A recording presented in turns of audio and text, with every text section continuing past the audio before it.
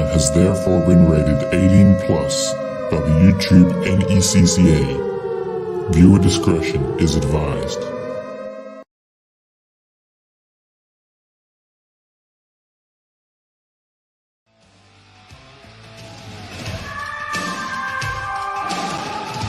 The PWC Network. What the world is watching and listening to.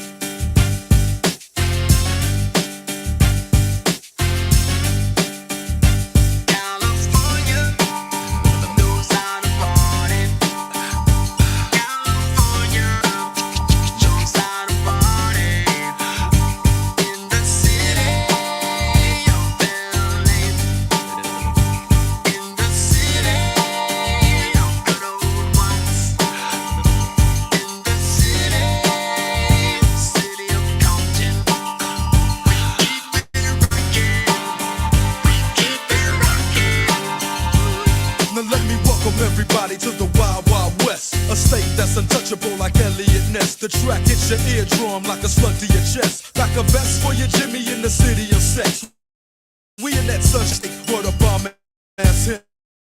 The school empty and pimpy. Looking for them greens, lean, mean, money making machines, serving fiends. I've been in the game for years making rap tunes.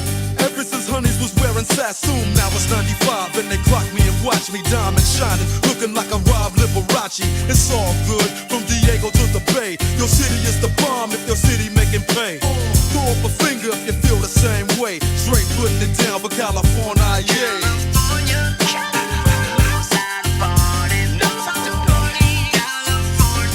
West Coast.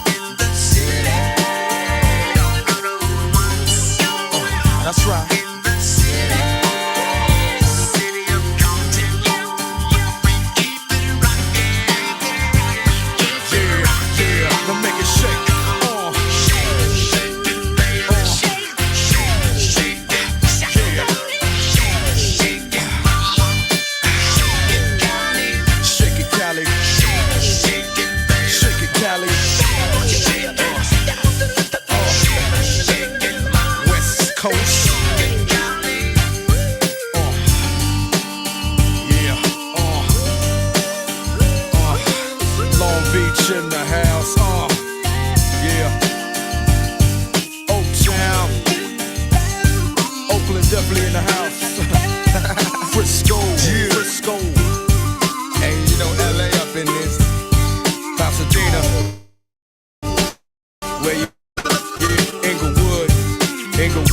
is up to no good. Even Hollywood trying to get a piece, baby. Sacramento, where you at? Throw it up, y'all. Throw it up. I can't see ya. Yeah. Now make it shake.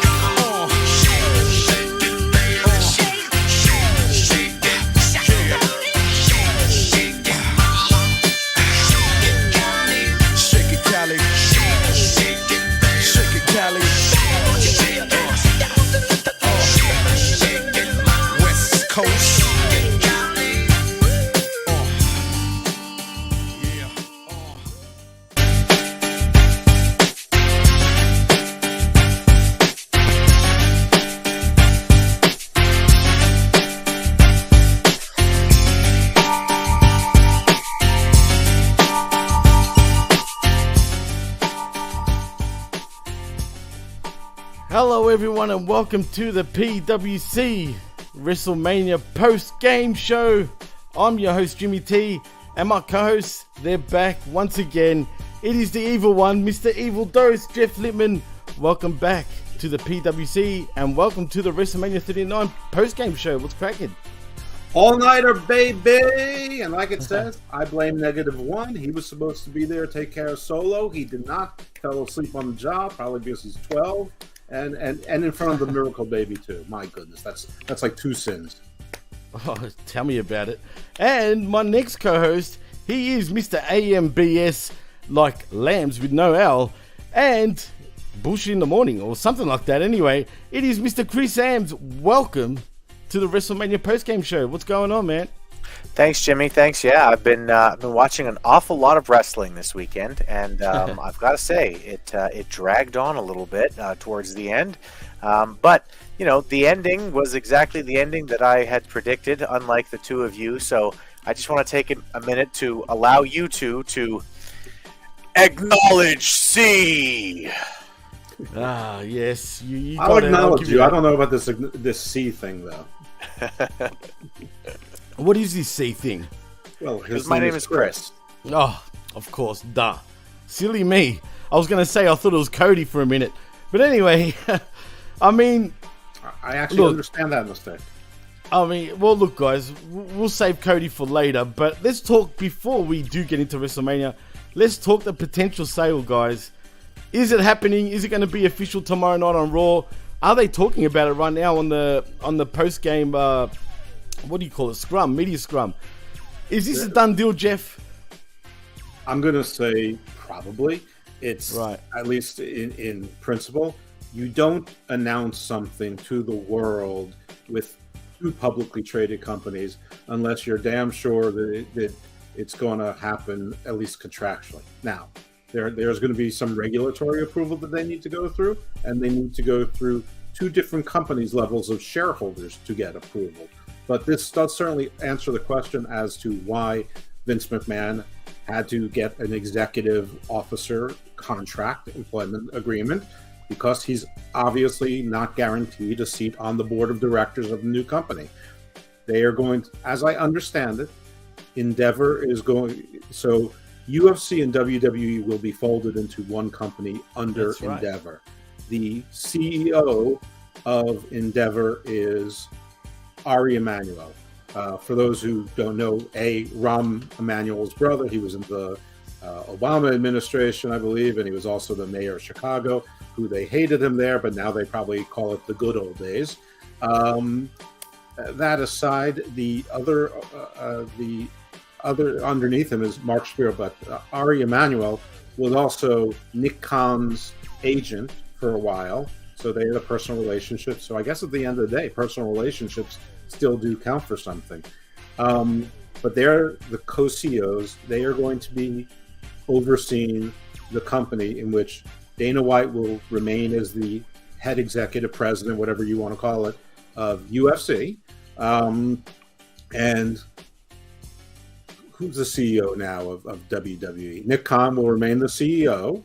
Actually, no, the other way around. It's going to be Vinnie Mac that's going to remain as the CEO. No. They're saying that the executive... and Nick Khan president. No, that's not what they said. I've got it right here. The CNBC. What you have is not correct. Vince That's McMahon is CNBC, just has- man. He has executive chairman or something like some role like that. Right, which- exactly. well, that doesn't mean anything. It's a made-up title. It's practically emeritus. So it could just be a title without any duties, or it could just be something that's ubiquitous. But Nick Khan remains the CEO. Triple H remains the vice president, head of creative. And Vince McMahon has that title, whatever it means. It probably means whatever he really wants it to mean until unless he gets in the way. But they are all underneath Ari Emanuel and Mark Shapiro. Endeavor is going to, whatever the stock is, it's 51% of it goes to Endeavor. Apparently, approximately 49% stays with WWE. How that conversion works, I don't know. What the ultimate share price is, I don't know. I don't know if it's going to be a 1-for-1 stock conversion or 2-for-1, 1.5-for-1. We don't know, but there's still some stuff to play out. But I mean, for anyone who thinks that the regulatory approval process is going to be an issue, I highly doubt it. There's been much bigger media conglomerates than this one, so I don't think that's going to be an issue. Only in the world of wrestling and wrestling fandom do you think that wrestling is actually legitimately viewed as a big business versus all of the other consolidations. Lucasfilm and Marvel going, and ESPN and ABC going to Disney for examples, all going to the one company. But it's all consolidation now. So yeah, I think it's probably going to be formally announced tomorrow, and I don't expect there to be much problem with the shareholders because Vince McMahon is still the 80-something% shareholder, so obviously he approves. But an interesting note before I stop rambling on is that Vince McMahon, in his deal, aside from getting a pretty good salary and something where there's sort of almost guaranteed bonuses or options that's going to make his annual salary like something like $4.5 million a year, which is sort of subsidized what he's been paying back to WWE, not entirely. But the company gets to keep all the footage of him, the new company, whatever new combat company is, the NCC gets to keep all footage of him on camera, his likeness, Mr. McMahon, etc. But he gets to retain the ownership of his name, his voice, his likeness, the character's name. So, every time they put out a new video game or a new feature or anything with his name, he's going to get royalties on that as well. They'll have to license it with him. He could actually go out and make his own book. He could shop around his own movies. He can make a video game just starring Vince McMahon. So this is something that no talent is able to do. This is obviously a Vince McMahon exception, and that could be millions of dollars in and of itself. So that's my understanding at this moment. Well, before I roll it to you, Chris, I'm just reading an updated post from New York Post this time, by the way. And it says here, says UFC President Dana White, and first, before I go there, it says Vince McMahon Company has entered into advanced sale talks with UFC parent Endeavor. We already know all that. But apparently, he will still be the CEO, whatever type, the chairman CEO of WWE, whatever the fuck that means. And but he's not the CEO now, and he won't be chairman because there's going to be a new board. Well, it says here Nick Khan will stay on as president of WWE, and also apparently Triple H will still be WWE's head of creative and talent relations. So the executive team stays the same as it was, which Executive nobody should chairman. believe it. Everybody thinks that Vince is still running things, but they can think whatever they want. I mean, but they didn't believe there was going to be a sale, and they don't understand securities fraud. They're like, Vince doesn't care. Yeah, people do care about stuff like that. well, Chris, what do you think about all this? Is it going to be a done deal come Raw tomorrow night, or is this all smoke and mirrors? No pun intended. What's the pun? Yeah, Cody. Cody Rhodes, smoke and mirrors. Remember? Oh, whoa, doing smoke and mirrors. His first run in WWE. Come on, guys. yeah. I don't think that's the correct use of pun. Well, I don't know. I can't That's a believe you don't remember. really deep dig. No, that's fine. Wow. It's a deep shot. You know it better than I do. Good for you, Jimmy. But really, just quietly, I legitimately. said no pun intended. Jeez. Well, successful then. Well, there you go. Thank you. Well done. Anyway, Chris, continue. I think they're not going to make this much noise unless it's pretty close to being finished. And McMahon said the price was around $9 million. Apparently, the price is a little higher than $9 million. Billion. Billion, yeah. Billion, sorry. Jesus, the money that we're talking about is insane. I know, it's crazy. But yeah, it looks fine. I think that it's probably pretty safe to say that Vince McMahon,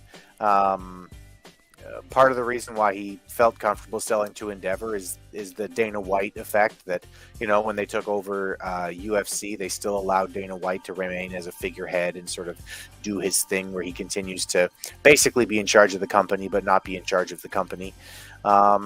Sort of a similar situation, I'm guessing, with Vince, although I know that like a big part of what he's doing is just sort of standing around sometimes backstage to annoy the people who are working for him.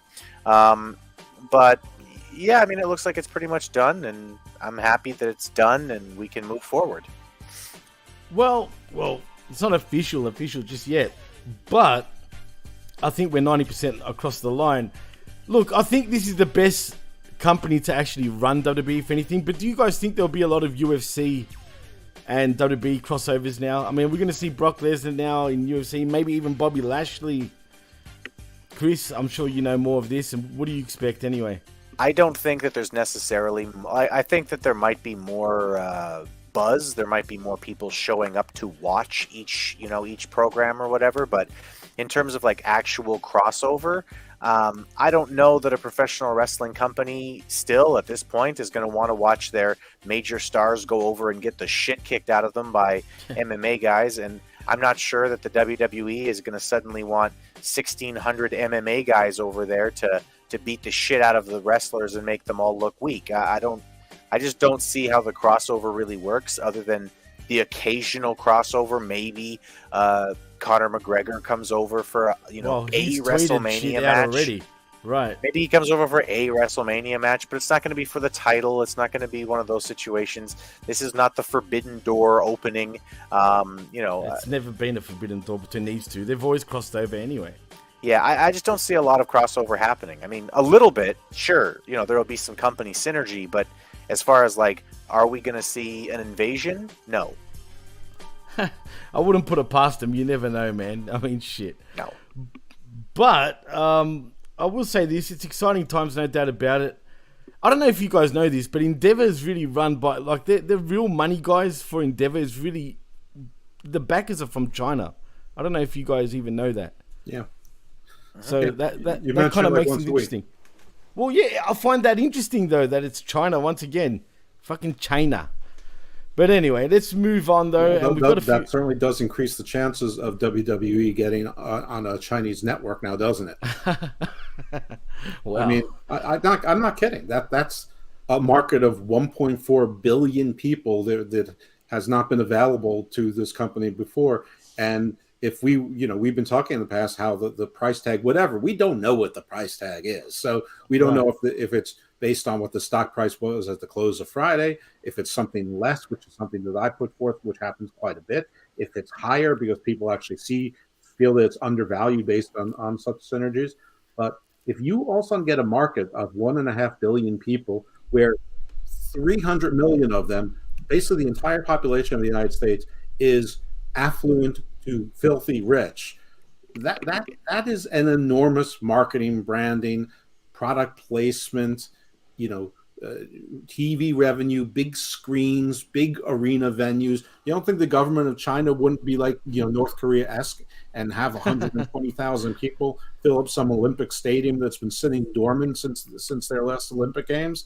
I mean, I think they certainly will. As far as synergies with talent, I agree with Chris exactly. I think that, you'll see WWE people in the crowd and they'll put the camera on them and, they'll interview them sort of like how WWE did with Stephen A. Smith and with, what's his name, Greg Kittle, and they've done with Gronk in the past. I think, Conor McGregor is someone obviously who might have a program, some match with, some jabroni, not the Miz. I mean, interesting to do like Logan Paul or something, something like that. So the loudmouths from another world against the loudmouth from another world. But there'll be synergies that we don't see. First of all, there's going to be probably layoffs by both companies as they consolidate company divisions where they have overlap, media relations, public relations, marketing, sales, stuff like that. Mid-level management. WWE's already been getting pretty lean about it. But also you may see them holding events on back-to-back nights in the same arena, in the same city. So you probably have to rent some, major arenas for more than one night because of all the setup and everything like that, and for other shows, and maybe there's ancillary shows and smaller events. Well, now you've got two companies doing it, and you basically have a built-in buffer if your own audience doesn't show up. You don't have to just depend on walk-in fans. You can have sort of crossover fans who weren't going to make the trip for one, but now will make the trip for two. The big question is pay-per-views, I guess, like what happens with Peacock and all of that. But Peacock still has exclusive rights to WWE Network for, I believe, another year and a half. So, that is that all? A year and a half only? It was a 5-year deal, and it was probably about 3.5 years ago. Maybe it's 4 years at this point. Wow. It expires at the same time as the rest of the Comcast deals. So interesting. So it'll be interesting to see what happens there, because UFC is still on a traditional pay-per-view model. Right, and everybody's thinking that. What's going to happen now? Are we going to get traditional pay-per-views once again? I think no. I think maybe with like the big four or the big two, we'll get that. But I think it's more likely the UFC will be migrated onto Peacock, and they will get a cut of the Peacock money as revenue instead, because I think that's by far more money than UFC gets on pay-per-views. So I don't know. We'll see. They know the numbers better than I know the numbers. So we'll see. But I cannot see them expecting people to pay $60 a month for these premium live events when they're paying nothing, or $5 to $10 a month through the WWE Network or the Peacock app, or in my case, nothing. Though apparently in June they may start charging it. I've heard that, but I haven't actually seen it in my billing. Well, WWE also signed a 5-year deal with Binge and Foxtel down here. So, and that just started. I don't think that. I don't think that anyone's particularly concerned about. No offense to No, I don't think get that. Really... But will it affect us? That's what I'm saying. That's all I'm saying. No, I don't think they're gonna. I don't think the first thing they're gonna do is break contracts and invite lawsuits. That's what I'm wondering. Because but there's anyway, markets and there's markets. I mean, there's the North American market. Well, that's what matters the most. The European Union, and then Asia. The Pacific Rim. Coastal China, Japan, South Korea. Those are probably the markets that they care about. Well, they're not one of the big four markets. I know we're in the top 4 markets for WWE in terms of money and merch, but anyway, we were like a couple of years ago. I don't know about right now. But Chris, do you think it will affect pay-per-view? Why? No, I don't think it'll affect pay-per-view. I think that these are two different business models. I think that they've both proven to be successful in their own rights and in their own worlds. And I think that the truth is that there's far less crossover between the WWE and the UFC than people seem to believe that there is. In fact, I'm pretty sure the WWE even had a press release that basically said that a year ago, that there really isn't much crossover between the UFC and WWE fans anymore. There was a long time ago.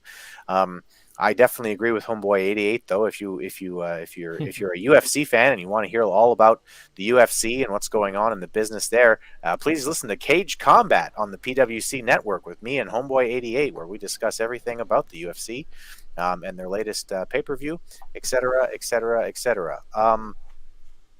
No, I don't understand why this would change much about either company.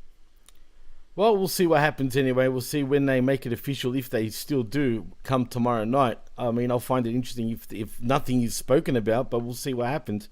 Because I would have thought WrestleMania would have been the night to really announce it, but I guess not. It is what it is. And now, before we get into Mania proper, Jeff, is it safe to say that Bray Wyatt is done? Oh, yeah. I expect him to be the first $3.5 million budget cut they find. Jesus Christ. Chris, do you agree? Yeah, I mean, unless there's something that we don't know about what's going on, unless he's literally seriously injured, then yeah, he's got to go. You can't just no show. And especially around WrestleMania season, you can't just not show up to work. It's like like people were very, very upset when Dennis Rodman took one of his days off to go to From a Bulls Nitro. training, right? This would be like if he decided to take Game 7 off to go to Nitro. It's you can't Dennis do Rodman, it. You can't just leave at Right. WrestleMania and get away with it. It doesn't matter who the fuck you are. Mind you, Rodman came back and had a fucking great game, even though he didn't show up practice. If Bray Wyatt would have skipped the Madison Square Garden show, shown up at WrestleMania and blown it out of the park, I would have said, "No, he's fine. What are you talking about?" Right, but absolutely. he didn't. He missed that, and then he missed Mania. So unless the guy has a serious fucking injury, Bray is sent packing. Ooh. This is the retirement podcast of this show. Oh boy. Homeboy 88 says City of Inglewood SoFi, bitch. Yeah. Also, Sir Jam 34 says this didn't feel like WrestleMania to me, and the interference in every Roman match is getting old and stale. Well, I know what you're saying, but at the end of the day, he's a heel. It makes total sense for all that to happen, but maybe one too many times.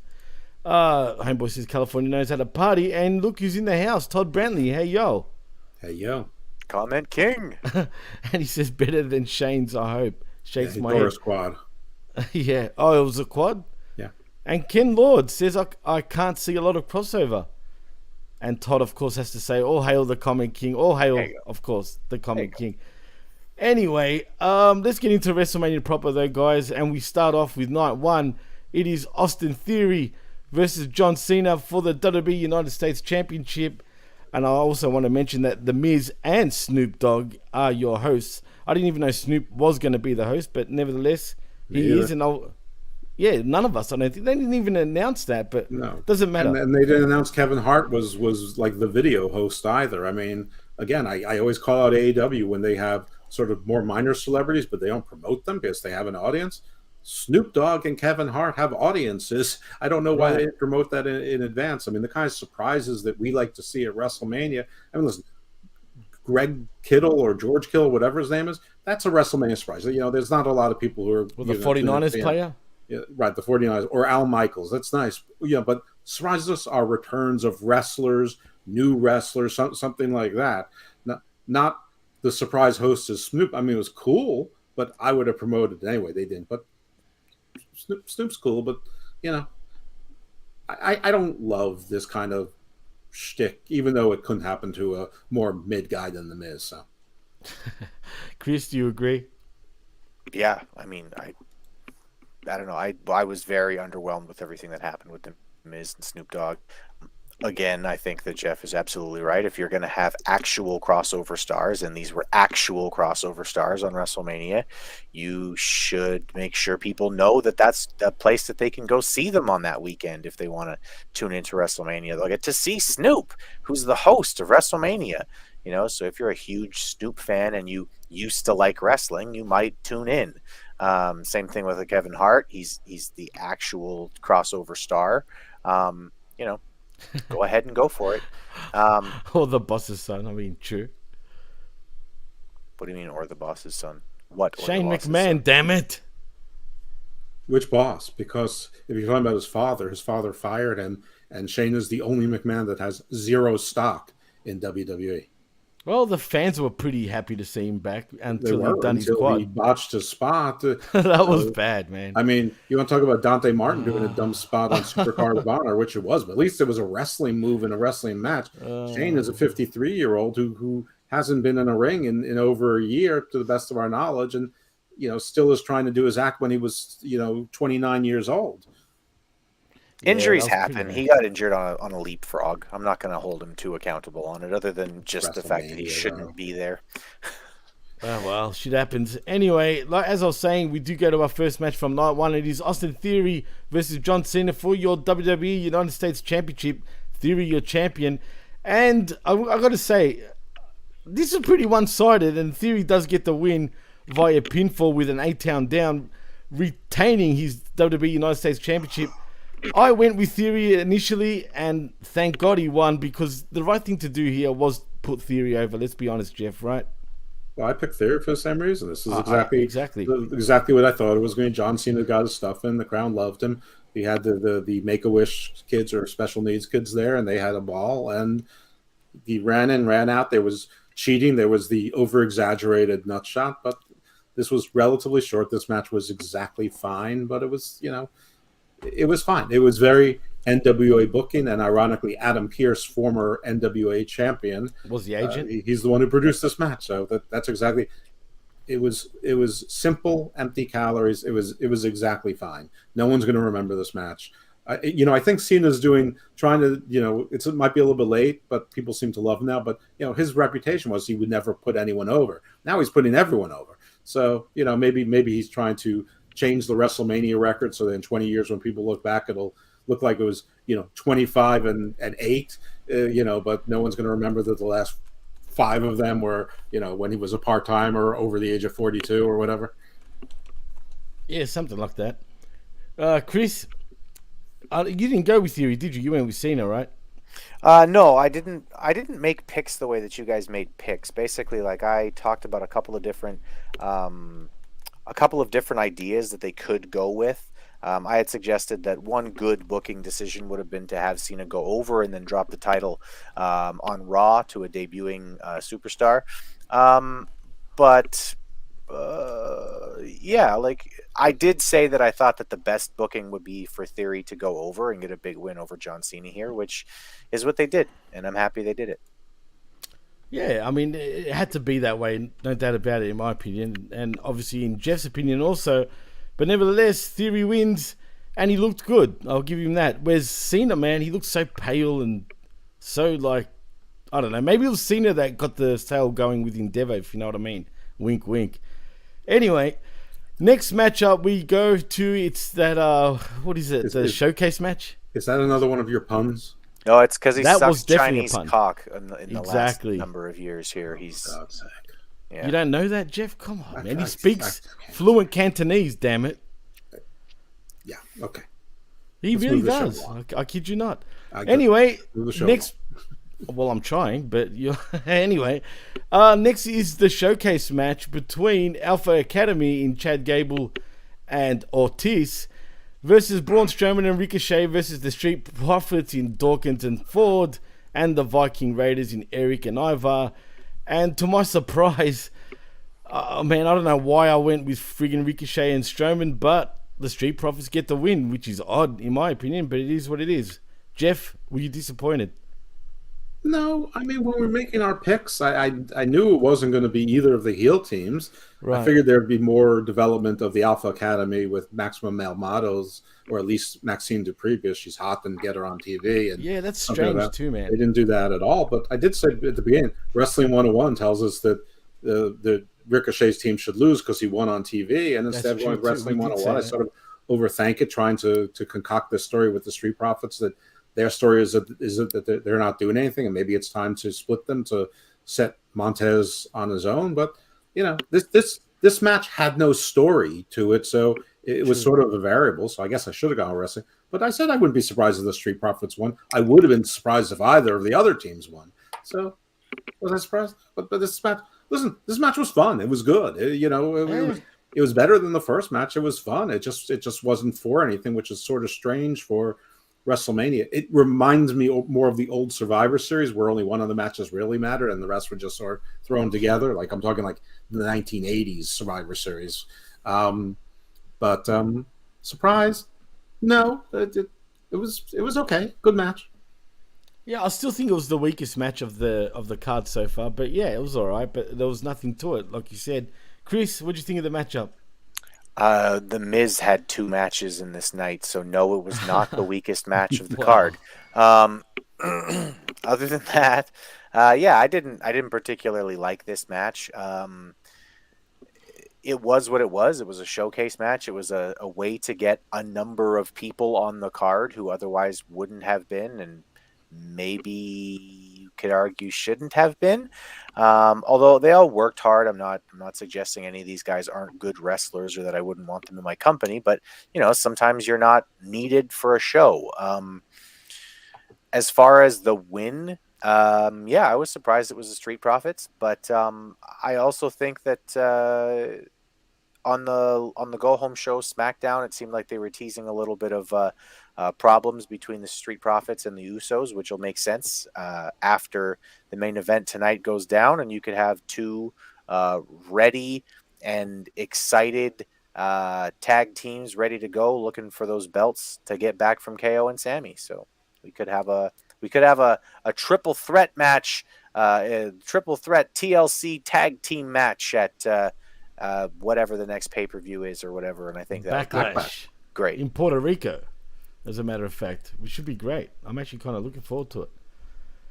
But look, at the end of the day, this was the weakest match for me also. I wasn't really a fan of it, but then again, I don't know, I was going in and out of watching this, to be fair. I just had no interest in it, and like you said, Jeff, there was nothing there was nothing to it, so why should I have any interest to it? But anyway, it is what it is, and the Street Profits do win by pinfall via lateral press from Angelo Dawkins on Ricochet, and that's that. And then, but next, we get pretty much the biggest match so far of the card, maybe. I mean, if you want to say Cena and Theory was bigger. But anyway, it is Logan Paul versus Seth Rollins.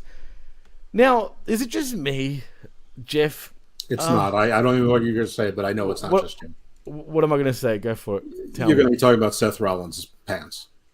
No, that was ridiculous. I'll say that. But I actually felt this match was good, but I thought it was a little overrated. The way everybody was talking about it and whatnot, I thought it could have been better. Why don't you go to Chris first? I feel like you're always going to me first. All right, Chris. And I ramble a lot. Okay.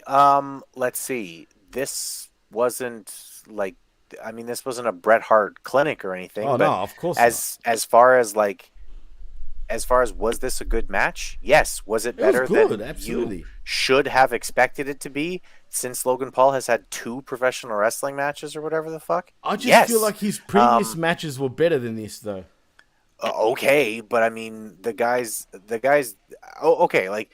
hit home run after home run after home run. He only hit a triple tonight. Oh, that's terrible. No, it was still great, of course. But yeah, I think it was a little overrated, that's all. I disagree with that. I don't think that this was a great match, but I mean, I am consistently blown away at how good that kid is at professional wrestling. Yeah, absolutely. I mean, like, he might be one of the best naturals to just transition into it that I've ever seen in my life. He really is that good. And this was a fun little match. It didn't mean anything. It wasn't meant to really mean anything. It was just, I don't like you, you don't like me, beef on Twitter that got solved. So, I mean, who gives a shit about stakes? But, as far as the match goes, it was fine. I thought that Seth Rollins once again proved that, like, he can deliver in big matches and he can make people care about even stupid things like Twitter beefs. Yeah, as far as I'm concerned, this was a good match. I was actually particularly impressed with the spot where they hit the frog splash on KSI, which, I mean, KSI. Oh, that was fucking funny. Yeah, KSI, you're right. So yeah, KSI showed up. Right. But yeah, I forgot. I actually liked the way that they did that because as they were setting it up, I knew that's what they were setting up to do.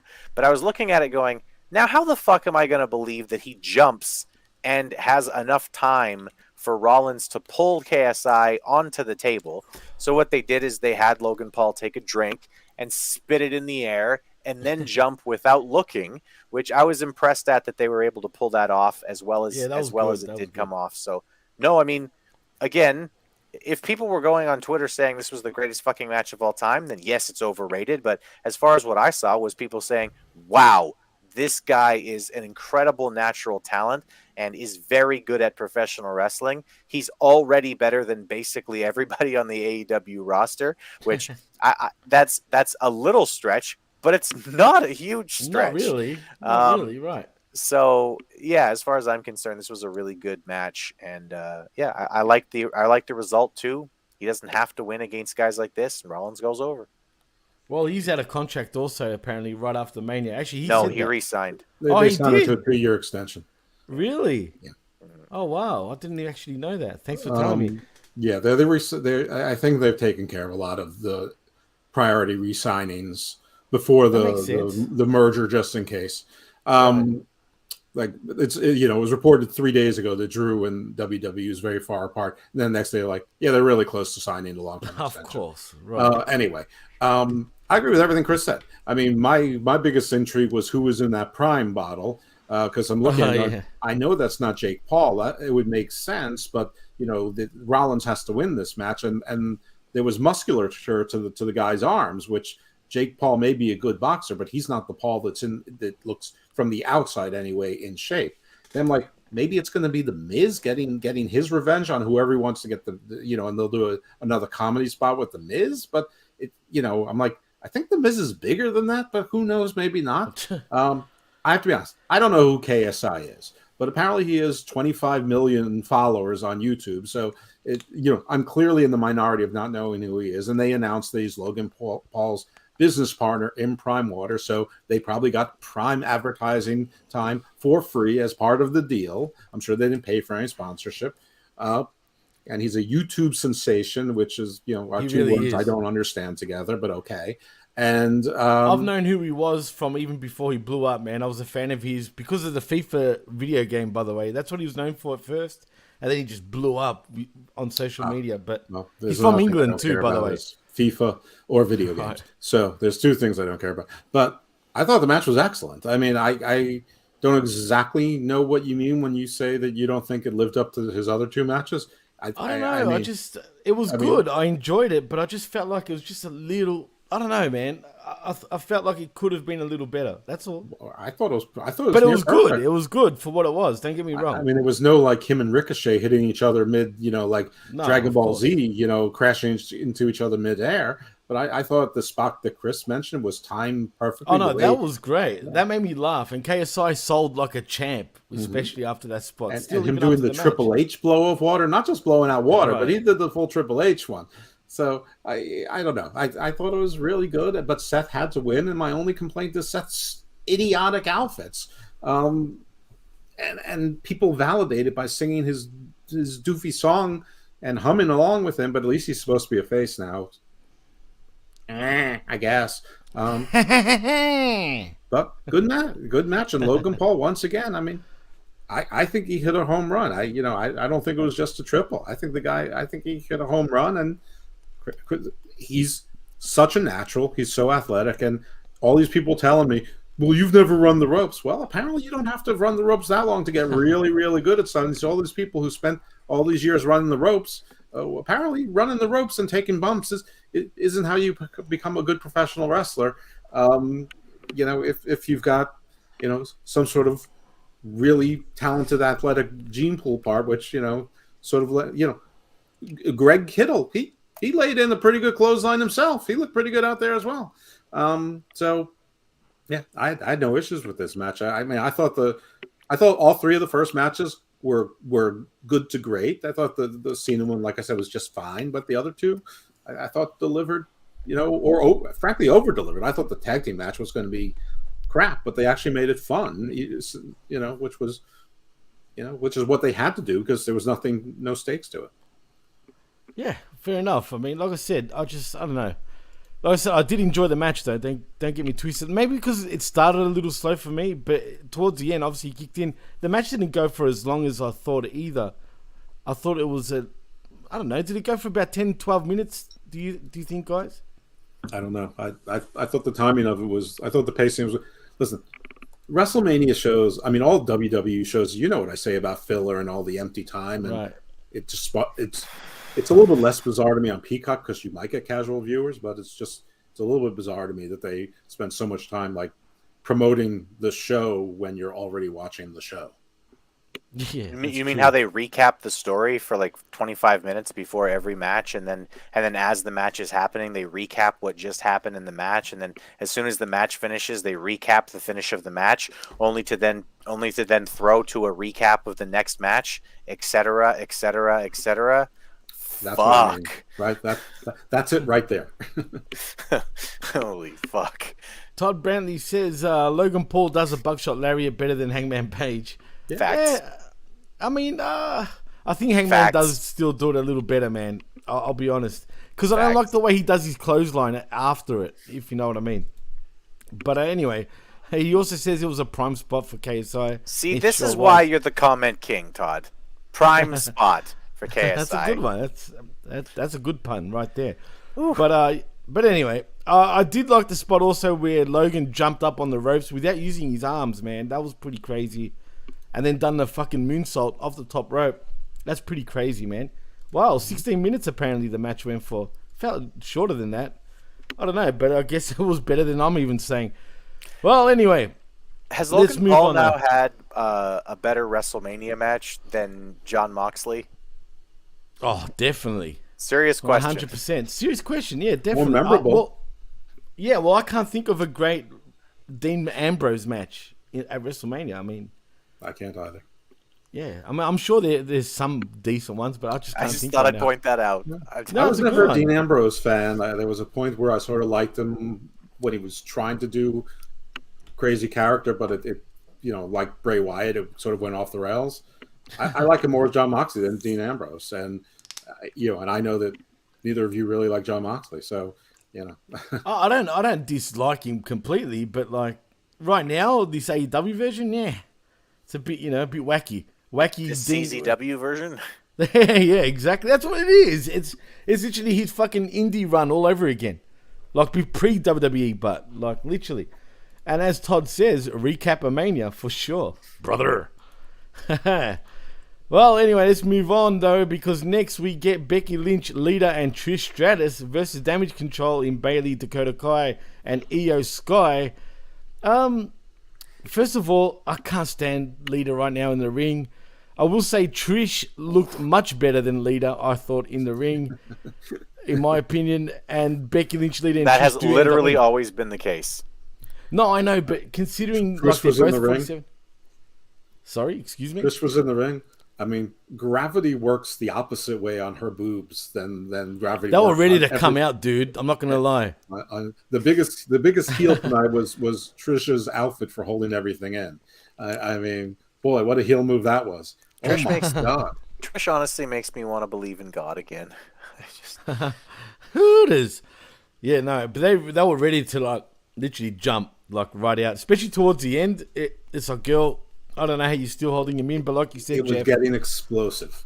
it sure was. It definitely was.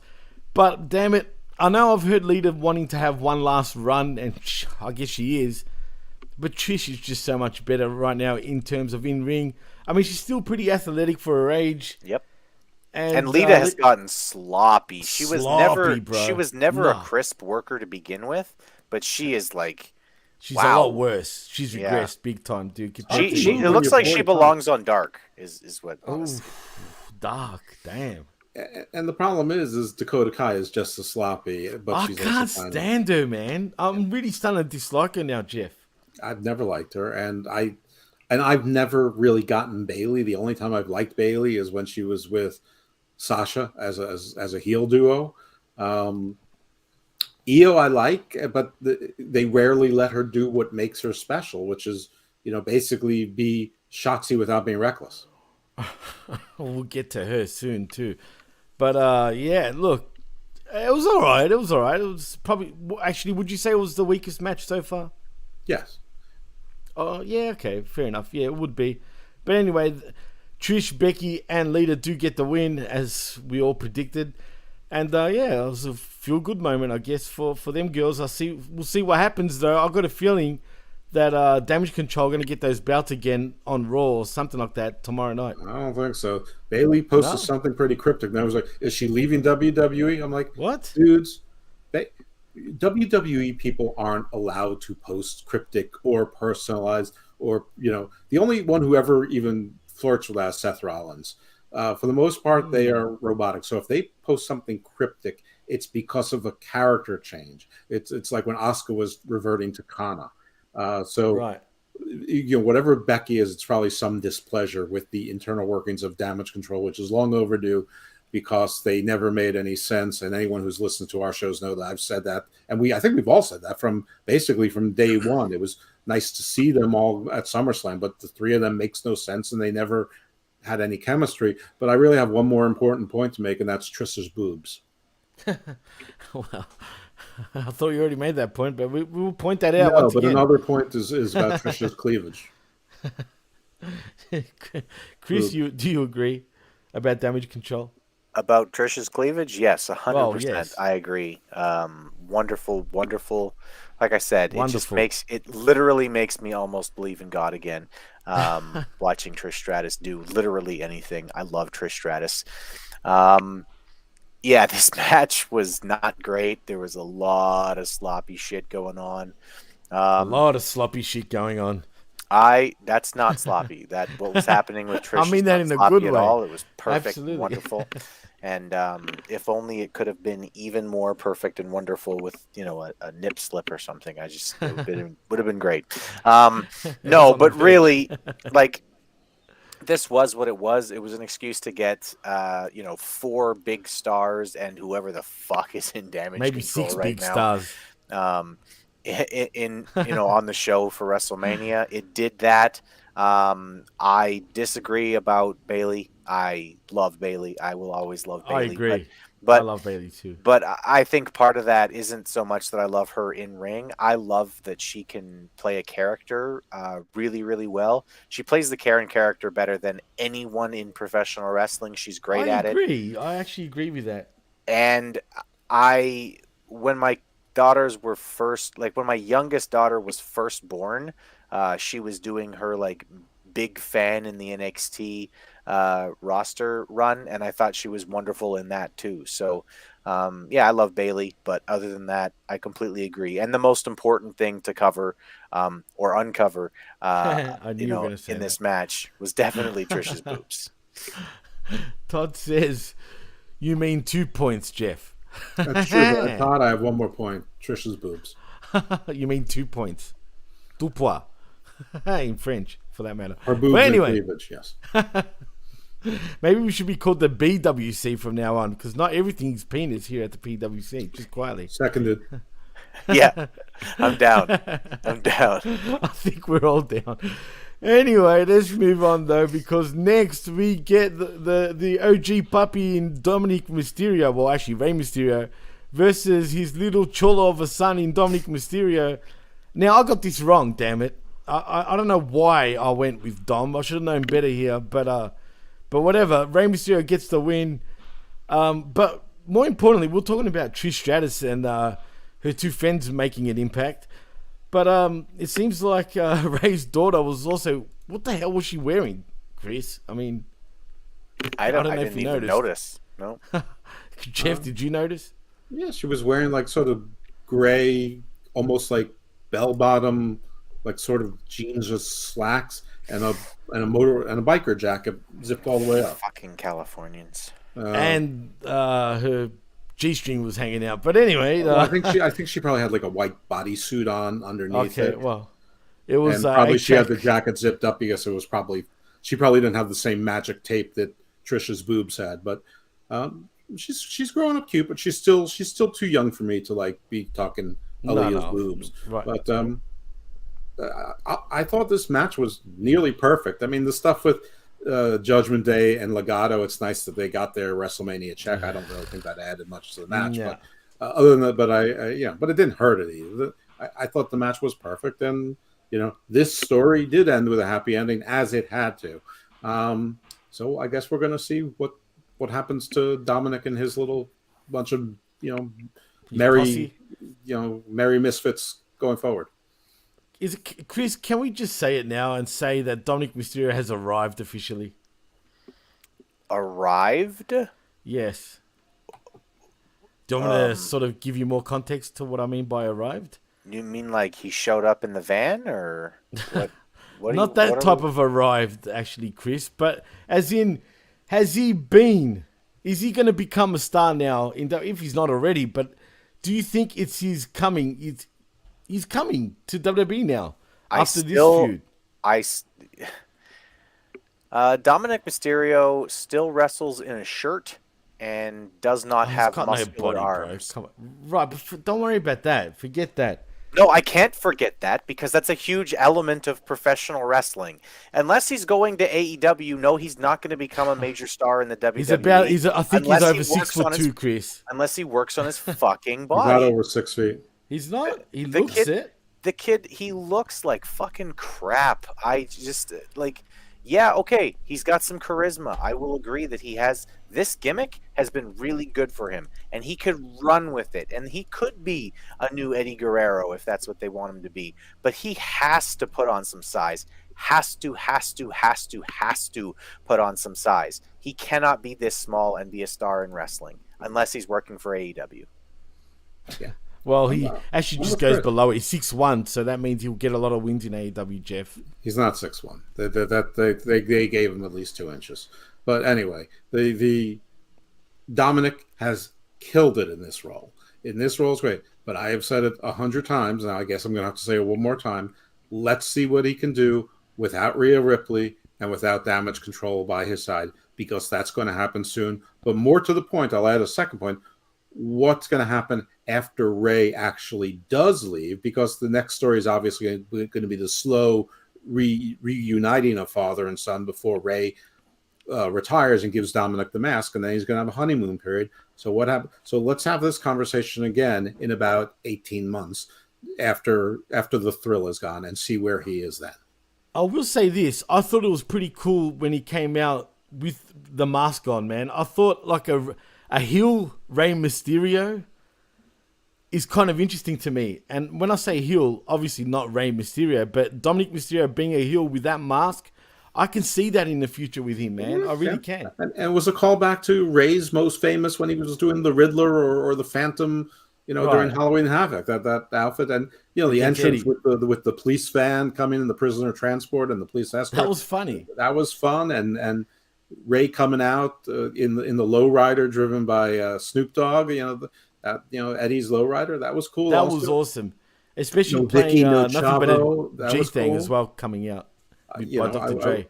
I was a little bit worried about who was in that Cinnamon Toast Crunch thing, because of the Prime thing, but never. So was I.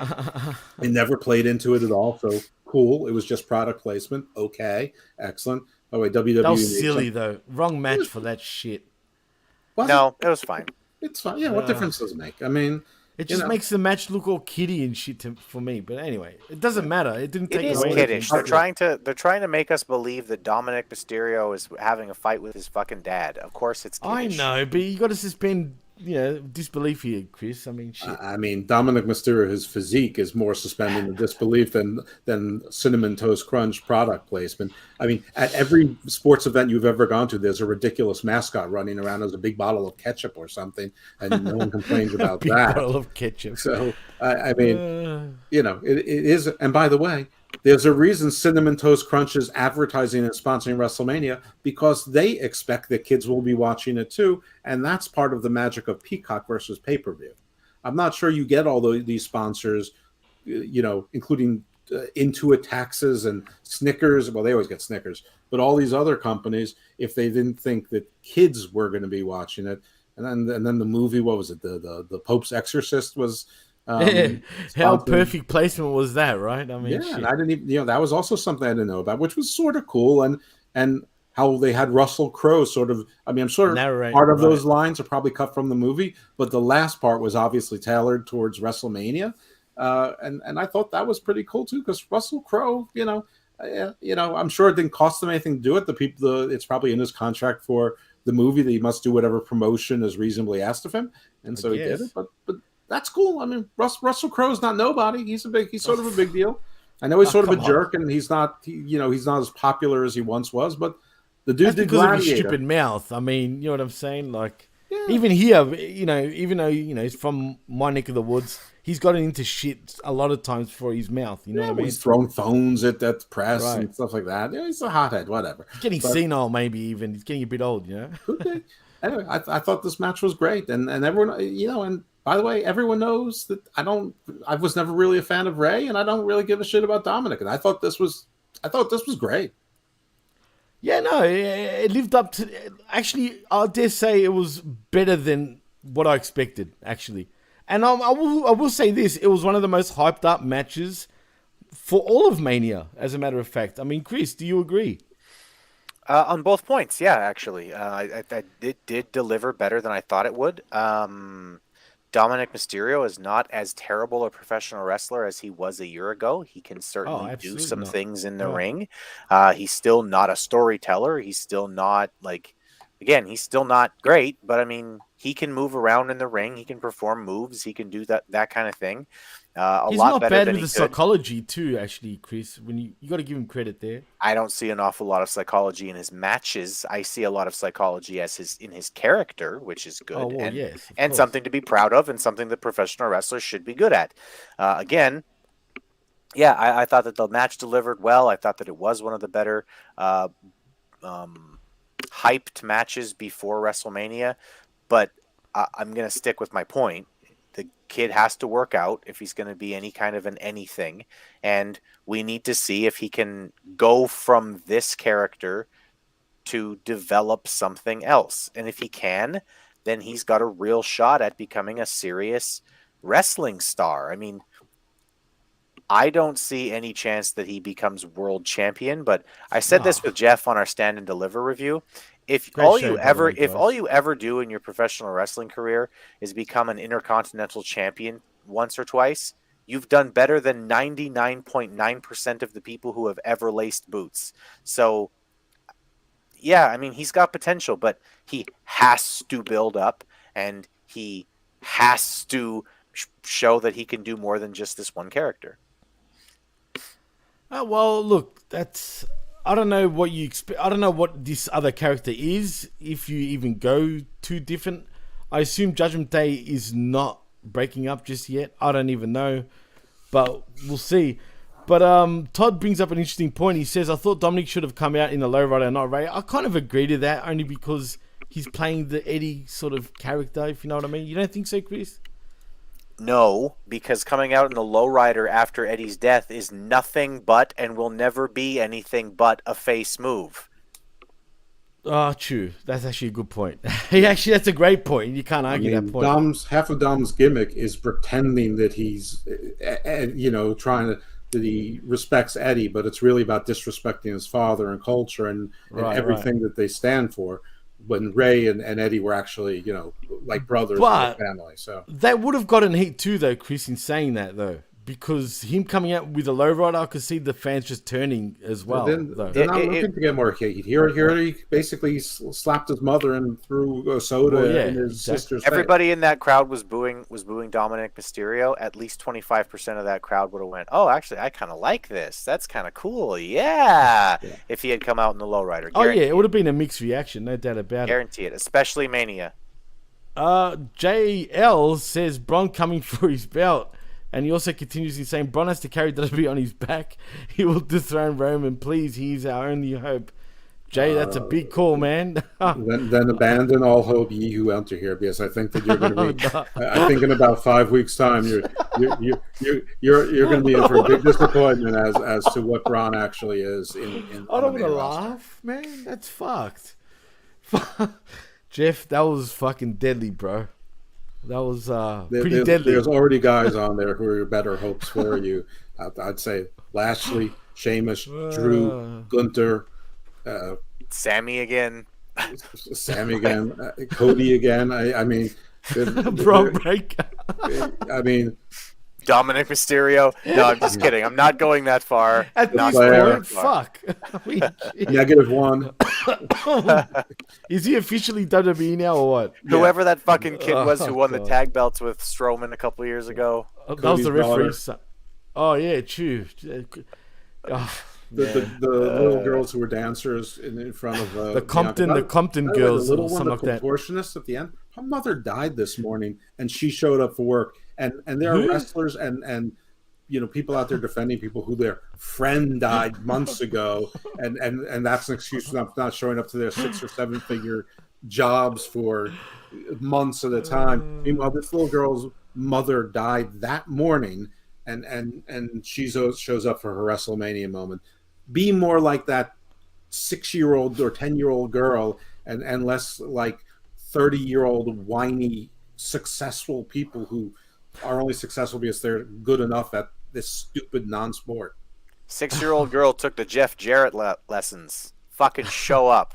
Fucking Actually, show up. didn't Rollins sort of remind you guys of Jeff Jarrett when he came out initially with the fucking? Yeah, that must have been what he was doing. Right. I hope he was. Anyway, I don't know It was why. sort of like if Jeff Jarrett and the Pink Power Ranger, when they went to space, combined into one. When they went to space. Well, did you see the boots? geez. They were like moon boots. Yeah, They were all padded, his pants, like they were. Yeah, like, what's up with the padding though? That's true. That was a bit. He's a Yeah. fucking weirdo. He's And got that a belt- vest with moon boots. I mean, he's done that. Actually- Actually, how many of those like, giant red like cartoon boots on? Right, but they're in right now. Actually, Jeff, especially in Hollywood. With who? I've never seen anyone wear All that. the celebrities fucking in Hollywood are wearing them right now. The basketball players especially are wearing them. If you've noticed, pay attention. I'm serious. Bunch of fucking Office can't come. goofs. Yeah, they're a bunch of fucking idiots, straight up. Whoever You know what? I thinks take it that's back. in. The Great Reset is starting in 2028, and we all are done by 2030, and it can't come soon. Oh, shit. Uh, Oh man, but I'm gonna say, but Todd Brantley's fucking comment, man, still makes me laugh. 2 words, JL, seek help. Braun That's not would from us. certainly need some help if he's going to be a WWE champion. Oh, He's boy. going to have Imagine- to be the new. He's going to have to be the new Paul Heyman guy, or just I don't even know. Maybe Dana White could come manage him. That's about the only thing that would get Braun Breaker to the point where he was ready for a WWE championship. Or maybe if Ari Emanuel became his agent. Todd also says that girl took the Stevie Richards advice. Show up. 100%. Shout out to Facts. Stevie, by the Nice. way. Shout out to Stevie. Absolutely, he's back too. So which is great news. Yeah, we know. Yeah. So anyway, that was funny. I mean, Todd, you've made my day already, dude. I'm not gonna lie. That's why you're the comment king, my friend. Absolutely. Anyway, Mysterio does win by pinfall with a diving splash. I mean, we even got a few. Mysterio wins. You're gonna tell Oh, us? sorry. Rey Mysterio wins over his son Dominique Mysterio, and look, I loved when he whipped him with his belt. That was funny because it's like such a Good spot. typical, right? Such a typical, Mexican father thing to do, or ethnic father thing to do, especially. Why? How many Mexican fathers have you had? No, well, I've been whipped with the belt before by my Your old man. Mexican father? No, my Greek father. So anyway, let's not go there. Because today would probably be considered abuse, I guess. Anyway, next Crowd though, still popped. yeah, they did, as they should. Anyway, Crowd loves child abuse and puppies. Fucking Wow. Attitude Era is alive and well. Fuck off. God damn it. Anyway, next we get Charlotte Flair versus Rhea Ripley for your WWE Women's SmackDown Championship.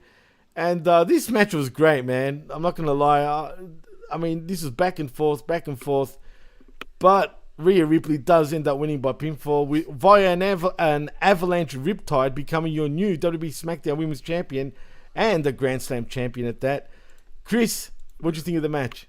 It was the second best match of Mania. For sure. And yeah, this was awesome. Just star-making performance from both of them. I often sort of question how good Charlotte Flair is. I don't like the way she looks. I still think she's an entitled shithead. She's got no back as well, man. She put on a fucking wonderful performance for Mania. For me, this was, like I said, it was the second best match of all of WrestleMania, and probably the biggest star-making performance in all of Mania this year. A+ for both of these women. Awesome job. Oh, I absolutely agree 100%. Jeff, do you agree? To quote Titus O'Neil, "Sweet honey and tea." This was Sweet honey iced tea. Sweet honey iced tea. Yeah, that's better. This match was amazing. It was hard hitting. It was brutal. It was. Some people said it was sloppy. I don't know if it was on purpose or not, but it worked because it made it look like a real brawl. Sloppy? Nah. The only criticism I has is when Charlotte came out, the light was hitting her face, and you could really see where all the implants in her face were, and like at certain times she didn't look human, and not in a good She way. didn't look human. But aside from that, I thought this was amazing. As I knew would happen, people were cheering Rhea despite her not acting like a face at all. She was still completely acting like a heel, even being cocky. I just saw both women knocked it out of the park, and on our stand and deliver review, we both criticized Roxanne Perez for looking up and smiling doe-eyed at Indy Hartwell. Well, the camera sort of caught Charlotte smiling, but Charlotte's smile hits differently than Roxy's, and That's the video game slogan too, actually, Jeff. and her smile could just as easily be like a hyena, I want to bite your head off kind of thing. Like a horse? Yeah. No, like a hyena, like it wants to, like it's a smile where it's about to eat you. Like a hyena, gee. Yes, or the Joker, like right before he's going to shoot you. But yes, but this I think this was the match of WrestleMania. I'm not even sure what was, what would be the second. Maybe probably the main event. Maybe the other women's match could have been the second, man. As a matter of fact, between Bianca Belair and Asuka, that was a hard hitting match too. I mean, I thought it was a good match, but it wouldn't be. I mean, maybe the Intercontinental match was close. Oh, that's up there too. But we'll get to those. But this was just an old school one-on-one, and when an old school one-on-one without the third person or any shenanigans or chicanery or anyone from the outside really doing anything of any meaningful impact, and the match is so entertaining, so gripping, so compelling, couldn't take your eyes away from it, wouldn't even think about taking a bathroom break during this match. A plus, chef's kiss. I mean, this might have been the best women's match I've seen. Certainly the best women's match I remember. I think there were a couple. I think maybe it might have even been Sasha and Bailey, who had a cage match during the pandemic era that I thought was really, really great also. But this is even better because both of these women really look like they can hurt you. And it struck me night two, which is tonight, that earlier this evening, because we're technically in the morning, that Charlotte and Logan Paul basically have the same physique. They're both like this lean, muscular, sort of lean, mean fighting machines, right, like, Jeff? Sort of like beach volleyball California physiques. Beach volleyball. But yeah, I can't talk enough about this match. I mean, Track Brown said it was sloppy and sucked, and I'm like, what the fuck's wrong with you, A-Track? What? Like, that was great. And he's like, tell me how it's great. I'm like, I don't have this time to type to you paragraphs on why it was great. Basically, it's unanimous. Everyone on earth is saying this match was great. I mean, you watch fucking Impact. I don't need to tell you what's great. You obviously like things that stink. Oh, nice. Look who we have in the house. Media M5 says, hey, fuckers, Roman 1, kiss my ass, acknowledge me. And Todd... I called it 2. I was the first one to call it from the show. So once again, and I will say this for the live audience, acknowledge C. We'll see by the end, our rundown, what our scores were by the end of it. But anyway, Todd Brantley also says they both had a chip on their shoulder because they thought they should have main evented, and that's why they delivered. I mean, I'm sure there's a lot of truth to that. And Medium 5 says, I would rather look at Paul's face. Flair looked 80 years old. Charlotte grew up in this business. Listen, that smile wasn't because she was mad that she didn't make main event. She was pleased as punch. She knew that match killed it, and she's like, you deserve it. And since they're both going to be heels again soon, I think, and it's rumored that Charlotte once again is going to be taking time off. Yeah, that's strange, man. She just got back, but it is what it is. Maybe she needs to get some of those implants taken out. I don't know. I hope that's what it's for. I won't be sad that Charlotte goes away for a little bit. Oh no. Yeah, well, I sort of everyone, I don't get the Charlotte hate. I think she's the best in the world. But anyway, look, as a professional wrestler, as a women's professional wrestler, she's probably is the best in the world. But as a fucking head, you know what I mean? Not that I can talk, but I'm just saying. Like, I'm surprised Andrade. Yeah, I don't know, but anyway, who am I to judge anyway? But let's actually move on though, guys, because next we get Byron Saxton interviewing Austin Theory. He says he made John Cena believe tonight, and cool. I guess it is what it is. And then we see Miz and Snoop Dogg return to the ring for more hosting duties. And the A-lister announces attendance tonight at 80,497. That is for night one. Snoop also says that the only thing that'd be better is if Miz had a match tonight. And he says he put out an open challenge and no one responded because people are scared of him. Everyone in the stadium knows that. He's the toughest man here because he's the Miz. And he's... it's Pat McAfee, though. He's here. Michael Cole absolutely blows in his pants over Pat McAfee. He slides in the ring and gets on the mic and greets Snoop kindly before turning to Miz and saying he thinks he speaks for all of us, being on all of the social media that none of us saw the open challenge he sent. But good news, this is his WrestleMania tank top, and he sees nothing but space and opportunity and magic on the horizon. If Miz wants a match, why not let him beat his ass right here, right now? And yeah, I guess we get the matchup, and it is Pat McAfee versus The Miz. Can I ask you something, Chris? You know, at the start where Pat McAfee's song where he goes, "Let's go," it sounds Canadian to me. With the way he says, "Let's go," it almost has a Canadian twang to it. I don't know. Am I hearing things? Maybe he spent some time in Canada. I don't pay enough attention to Pat McAfee to give a shit, and this will come up later after the second Miz match. But how in the fuck did Pat McAfee have a match on WrestleMania, but LA Knight and Bobby Lashley didn't?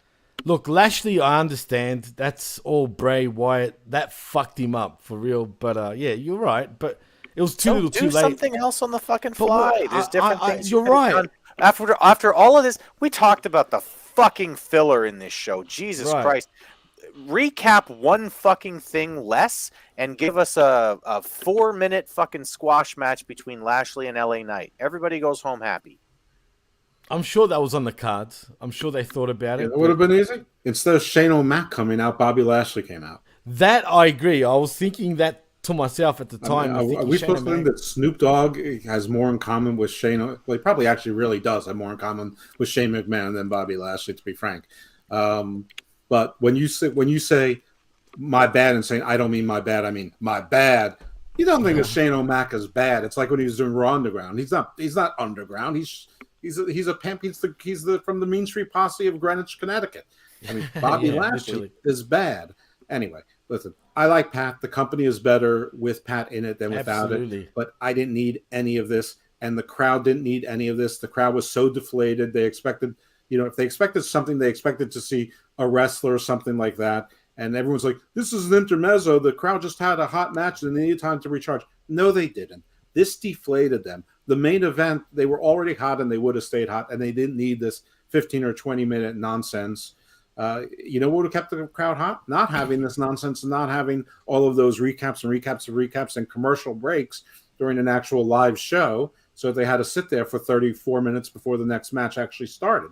So I didn't need any of this. And, Pat does cool things. Greg Kittle did cool things.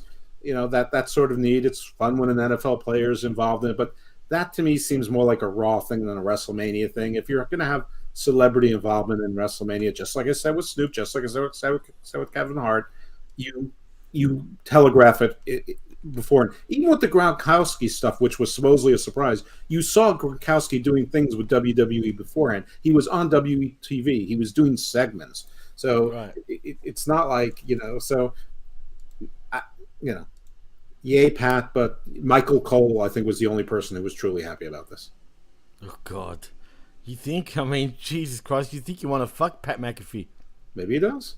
Maybe he does. Who am I to judge, right? I mean, shit. Medium 5 says, fucking terrible. The Miz segment should have been Lashley. Miz didn't put out a challenge. If you look at it, Lashley did, though, which is true. 100% true. He also says, bingo, Chris.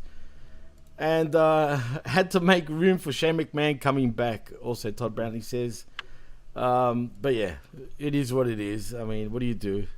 I mean, if you want proof that Vince McMahon hates his son, Shane doesn't even have one of those spare clone bodies that he can go into now that squad is. He actually has to have a recover like a regular human. Like father, like son, Jeff. I mean, quad and quad. I mean, shit, except, I mean, didn't I sort of conjure this? We were talking about who's been injured in Battle Royals and shit. And I mentioned about Vince McMahon pulling his quads at the end of the Royal Rumble. Well, what do you know? Shane McMahon now. It wasn't a Rumble or anything, but still. This is a deeper cut than your original Smoke and Mirrors to Cody Rhodes, man. Come on, man. Most people would have got that if you really get my drift. And I said it wasn't a pun.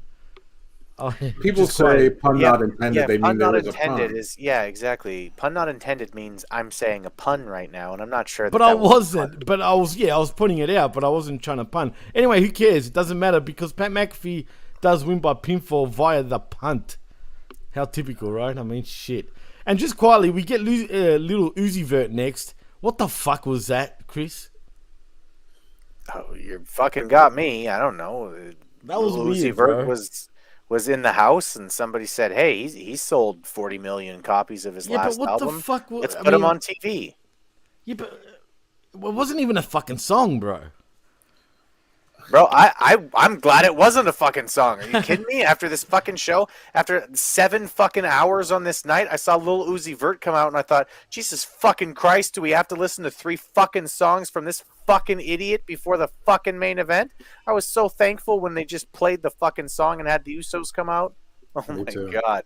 It was so short. I don't know who Little Uzi Vert is. I could figure it out. Unfortunately, I do, Jeff. Of course you do. That's your whole thing is music and DJing and stuff. Yeah. But all I saw was a weird little person with their hair done up like a cat cartoon person. And after all of that filler and fluff and nonsense with the Miz and McAfee, I'm like, just what we need. More wasted time. So now we need like, who thinks that in WrestleMania people want musical numbers? Nobody wants musical numbers at wrestling shows. The only person who thinks that way is Triple H. Because he thinks it's cool that he hangs out with. I don't know about that. Oh, Excuse me, because Vince used to bring. I mean, think of WrestleMania 5, Run DMC. Remember that? It's WrestleMania. Is that what people remember about WrestleMania 5? No. I'm just saying. There's been always a few acts, especially in hip hop, like over the years, man. I know they usually have a WrestleMania song and the person. We've had P Diddy at WrestleMania too. But I don't think anybody wants it. It's just because they do it doesn't mean anybody wants it. It's empty It's space. Rock, Limp Bizkit, and yeah. Oh, well, they did try to get Limp Bizkit. And back then, it wasn't as offensive because they didn't have 25 minutes between each match. They had 5 minutes between each match. So, okay, maybe you did want to change the pace. Or if you didn't want to watch the music, that's when you did a food run or you went to the bathroom or whatever. Anyway. This before the main event.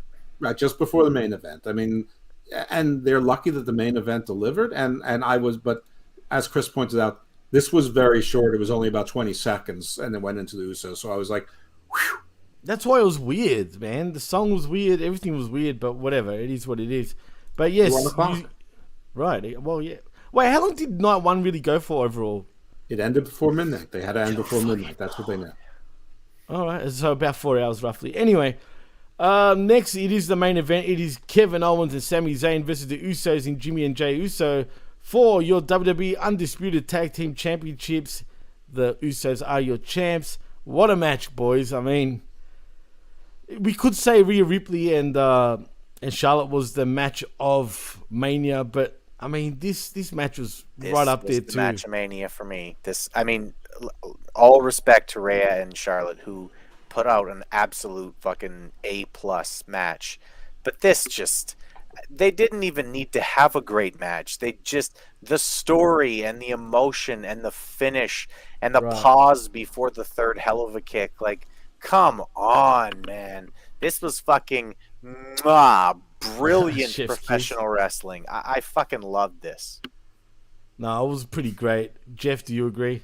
Yeah, I thought it was pretty great as well. And, the match was good to great. The story is phenomenal. It was a great ending. The only thing is that I noticed that Kevin and Sami wrestled too much like Braun and Ricochet. That's to say that Sami was in there most of the time, getting beaten up most of the time, and he would do the heroic tag, and then KO was playing Braun as being the rescuer and getting most of the offense in. To be fair, Jeff, make no mistake about it, this match was more about Sami Zayn and the Usos, to be fair. Exactly, which is why I thought that the offense shouldn't have been so one-sided and that he shouldn't have looked so helpless, until the end when he got the fire in his eyes. But at the end, it was great. When he held up Jey Uso and put his forehead on his, and he said something to him. Which I read his lips. You know what he said? I'm still your Uso. Or you're still my Uso, sorry. I thought he was going to do a play on the Shawn Michaels. I love you. I'm sorry. I was going to say, sorry, right. I still love you, but I'm not sorry. Or something like that's what I thought he was going to say. You were my brother. I loved you, but I'm not sorry. And, but anyway, Yeah, this was great. I mean, it was high drama, good action. This was great. It was a great ending to night one. And if WrestleMania ended after night one, I would have been a happy person. I also would have been like walking around like a peacock because I went 6-1, and the only match I got wrong had absolutely no story to it. Night two for me, not so good. But I knew I took some risks on night two, which I shouldn't do on predictions. I should just do my own little Playmobil head. Not on the record, but nevertheless, I made them. But things evened out for me next day. But yeah, this was awesome. Oh no, for sure, absolutely awesome. And look, it told the story in the ring. I did feel like Kevin Owens was sort of the third wheel, if you know what I'm saying, in this match, which is fine. It is what it is. But look, speaking of finish the story, this needed to be done. Do we go, though, before we end night one, do we move on with his story? Do we get a rematch with the Usos and Sammy and KO? Chris, do you think? 100%. Yeah, this story is not over. The point of why I said that Roman Reigns needed to win tonight and why I wanted him to win tonight is because you don't get to end this storyline until there's actual dissension in the ranks. Right. As long as this team is together, you can't beat Roman. You can't. It would be completely antithetical to the story. Okay? The only way that you finish this story is that the cracks have to actually start coming out, and then one of these times when it looks like they're coming out to help Roman, they do the exact opposite and they cost him the match. That's the only way you finish the Bloodline story. You can't have it end any other way. Right. So, yeah, of course they're going to have a rematch. They'll probably be feuding the rest of the summer. Like, I fully expect, like I said, that there's going to be some big ladder match at SummerSlam that's like in the, the next to main event in terms of importance slot. Like, well, they'll have a 6-man in Puerto Rico, Roman and the Usos against Cody, Sammy, and Kevin Owens. By the way, this, even though I got the end match wrong and for the same reason but wrong, different rationale, which was the wrong rationale as Chris, because I thought you would end the story. And by ending the story, I just meant this chapter of the story, not the story completely, because the story, of course, has to continue. But I had the wrong story. I thought it was Cody's story, and you leave everyone happy, but leaving people mad is also success in wrestling. Not even in Hollywood, not all stories have a happy ending. The snap had to happen.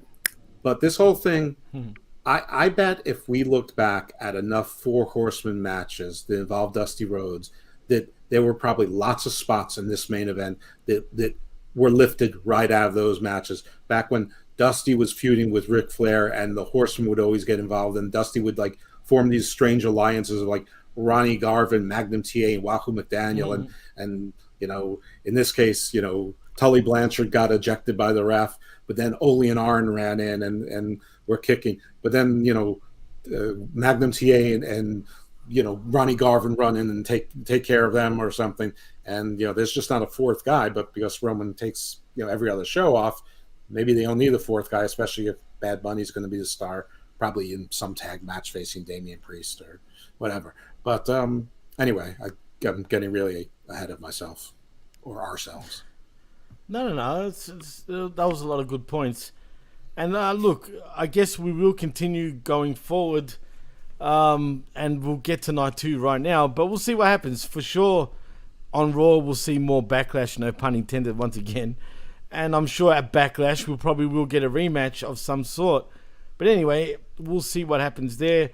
But overall, guys, what would you think of night 1? What would you give it, say, out of an ABC sort of rating?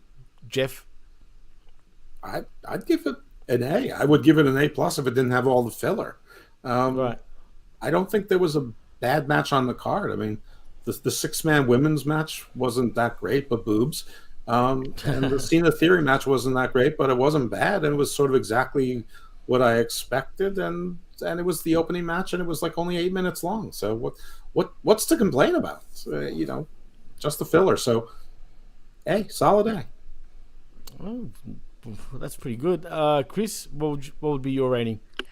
They're in LA. They get the A from me. Wow. Wow. Yeah, I'm it's an shocked. A show. No, this was an A show, and you're right. Like not every match was great, but not every match needs to be great on a card for it to be great. They need to make sense. They need to be right. good. They need to be competent. They need to tell stories, and basically everything on this card did. There was lots that could have been better, but I mean, you had two of the two matches here, like that are gonna go down as all-time great matches from WrestleMania. On night one, you had that. So yeah, to me, this is an A show. Great, absolutely fantastic. Oh, brilliant. Well, I'll give it an A as well. So that's triple A from us. Not the wrestling promotion, but for WrestleMania. No, that's brilliant, guys. And I'm actually proud of you, Chris, for giving a WWE show an A. I can't believe it. It is what it is. It's Bizarro World. I Anyway, am completely fair in everything that I review. Oh, thank God. Well, anyway, let's move on to night 2.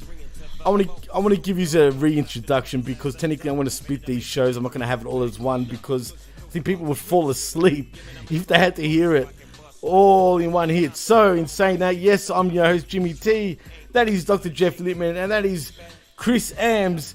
And we're right back to talk WrestleMania Night 2 in Hollywood, California. Now, guys, it's a tough one, but do you think Night 2 was more hype than Night 1 if you go overall the whole show? Jeff? I don't understand the question. Do you think Night 2 was better than Night 1 essentially? No, Night 1 was much better than Night 2. Really? Wow. Yeah, I thought that Night 2 was by far inferior. It wasn't even close. Oh, I'm shocked. Chris, do you agree? Yeah, absolutely. Like, I mean, one of these shows was not like the other. One of these shows just doesn't belong. Wow. That's hype, man. Well, guys, can you just give me a moment? I'm just going to get something. I'm creeping in. I'd be happy to give you a moment because I'd be happy to take a moment myself. Well, yeah, when I get back, you take the moment if you need to. I just got to take a quick piss. So, Chris or Jeff, just get it started with the first match of the show. I'll be back in a minute. You want to do rock, paper, scissors for it, or go for it, Jeff? What was the first match? Of course, the first match was Omos versus Brock Lesnar because Brock Lesnar's coming in and out, and everyone knew it was going to be the first match, and he's leaving early, which I guess is really no clue as to his win-loss record. So this is another one that I got wrong, but this was obviously Goliath against Mega Goliath, and it was what everyone sort of expected. But I think everyone was going to shit on the match, and I think it was exactly what it should have been. It was exactly what it could have been. Now, I don't understand why Brock agrees to a match with their new young giant, and you have Brock Lesnar go over. He doesn't need it. And it sort of buries the giant. I don't know where Omos goes from here, but the match basically started. I'll try to be Jimmy and try and do a play-by-play. The match started basically with Brock doing his usual, they're standing next to each other. You see the visual commentary made a big deal, how Brock Lesnar is a huge man, a super heavyweight, all the credentials he has, all of the championships. He's won he's won King of the Ring. He's won Money in the Bank. He's won the Royal Rumble twice, et cetera, et cetera. And he looks like a regular sized person next to Omos. And then they do the usual where, Brock is trying to run into him and he can't take him down. And he's trying to sneak behind him and do German suplexes, but Omos elbows him or he's too powerful. And Omos is manhandling him. And what's Brock going to do? At one point, Omos is Brock in the corner and he does the run to do a splash or, whatever Vader used to do. Or the one move Parker Boudreaux knows how to do. And, of course, Brock got out of the way and almost sort of awkwardly hit the ring post and staggered him. Brock did 3 German suplexes, put him in Suplex City.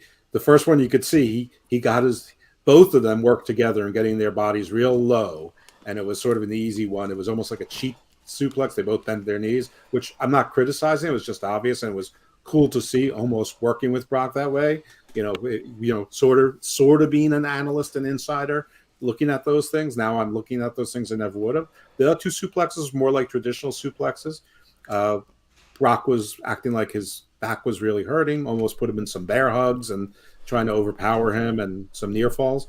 but Brock failed in getting him in the F5 once because of his back, but then he went to it again. He successfully hit it. I thought this was when almost would put his leg on the rope, or MVP would put his leg on the rope, but Brock hooked the leg that was closest to the rope, and I'm like, oh no, everybody else was right. Brock is going to win, and I enjoyed it. I just don't understand the ending. And I don't know what you do with it. Does he turn face? Is he just the enforcer, but not supposed to win matches for a group like a Reformed Hurt Business, which I can't go one show without babbling about. I don't know. I enjoyed the match. The end just leaves me scratching my head, especially if Triple H is in charge, because that seems like a Vince move and a Vince compromise. So I don't know. Kick it over to you, Chris.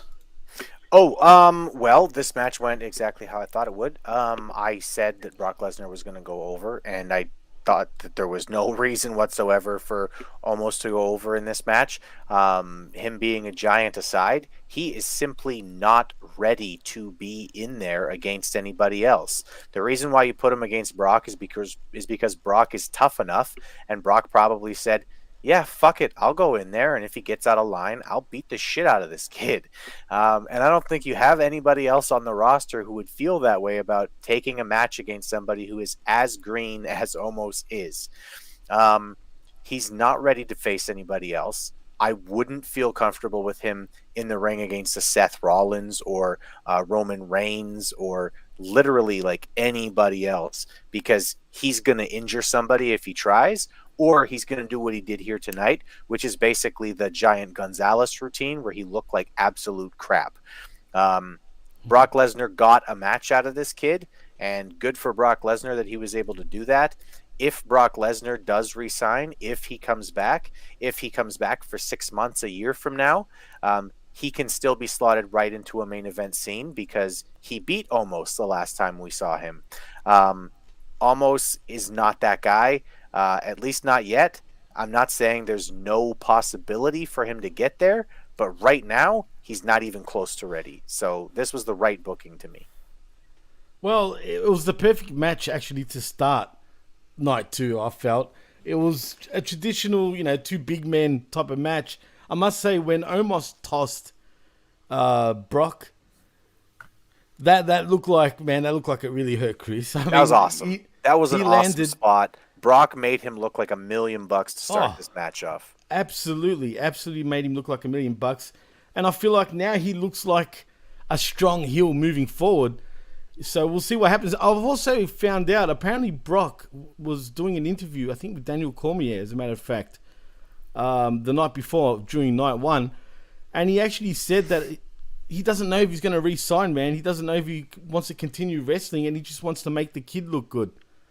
So that's kind of interesting, Chris. What do you think? Do you think he sort of rides off in the sunset, or do we expect him to come back? He did also mention that in 2020 he wanted to be done, but Vince convinced him to come back, and here we are. So it's interesting. And he made more money than he had ever made before because he wasn't sure that he wanted to come back. Listen, right. If you're in a position where somebody is trying to sign you, tell them you're not sure you want to come back.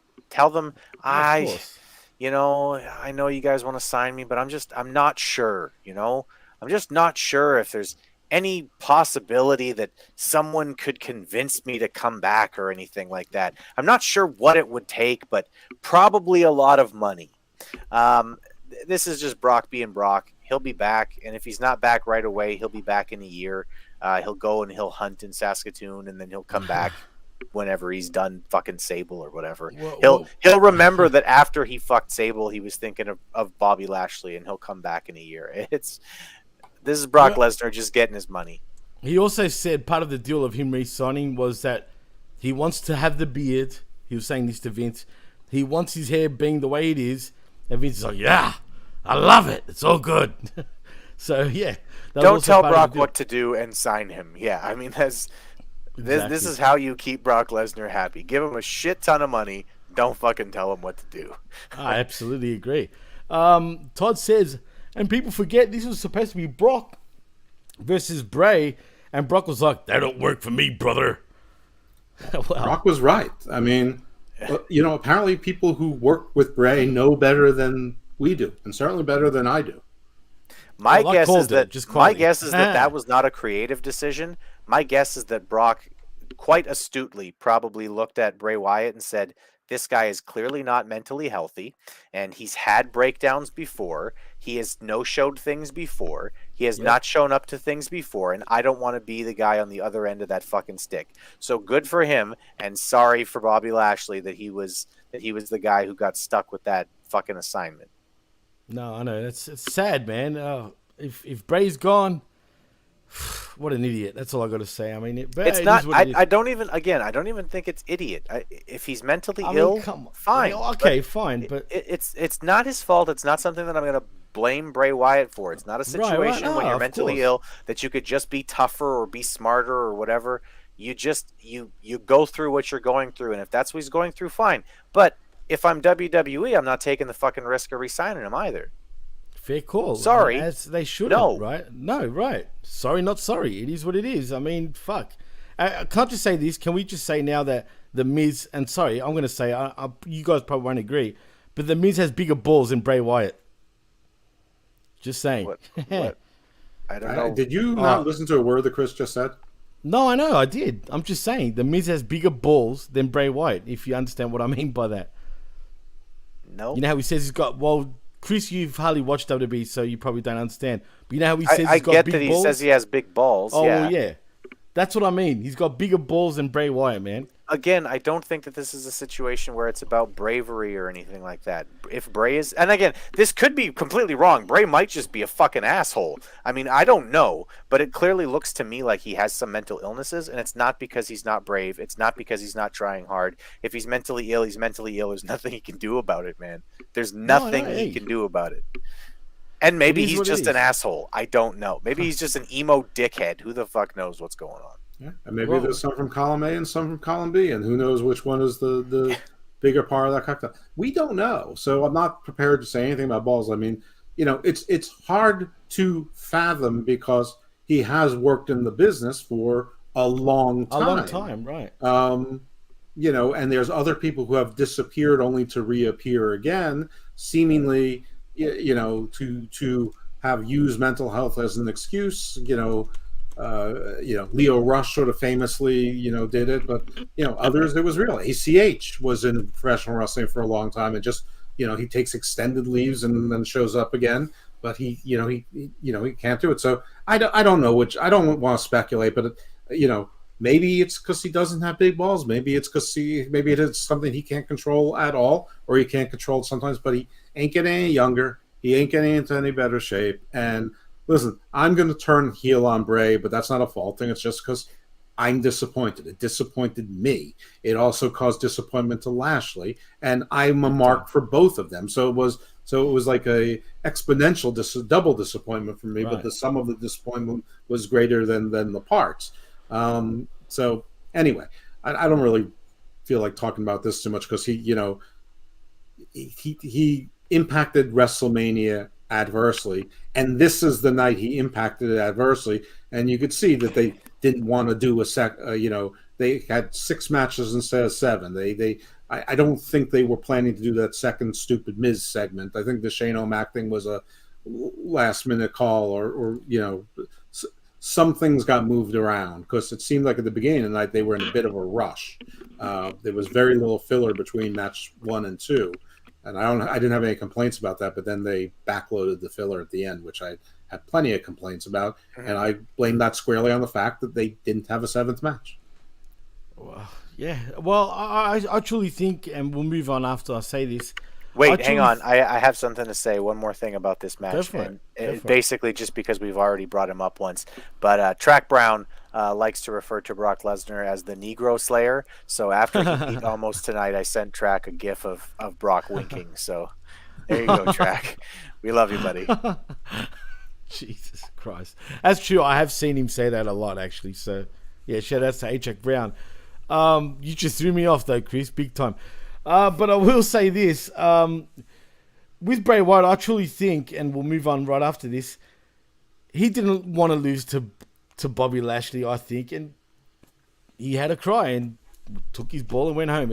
I mean, it is what it is. We'll find out more in the coming weeks, no doubt about it. But anyway, let's move on though, because next we got the Fatal 4-Way WrestleMania Showcase match, and it's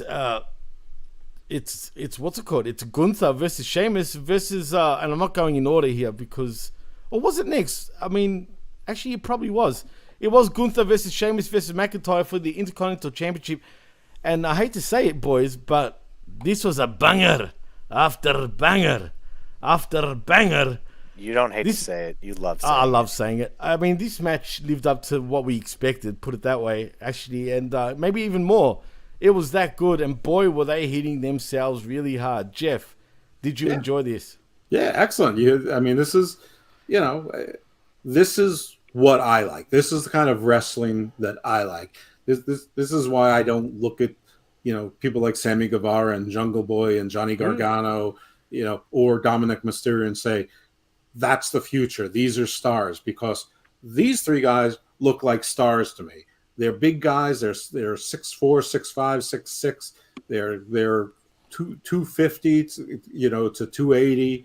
Yeah, they look like they could be out of the movies or comic books or whatever. If anyone was ever to just do a Thor movie, not based on the MCU, but actual Thor, and get the black hair dye out of Drew's head and just make it normal, as normal, maybe a more brownish, reddish color like the actual Edda poems had Thor described as, like Chris's coloring. Yes, Drew could walk right into that.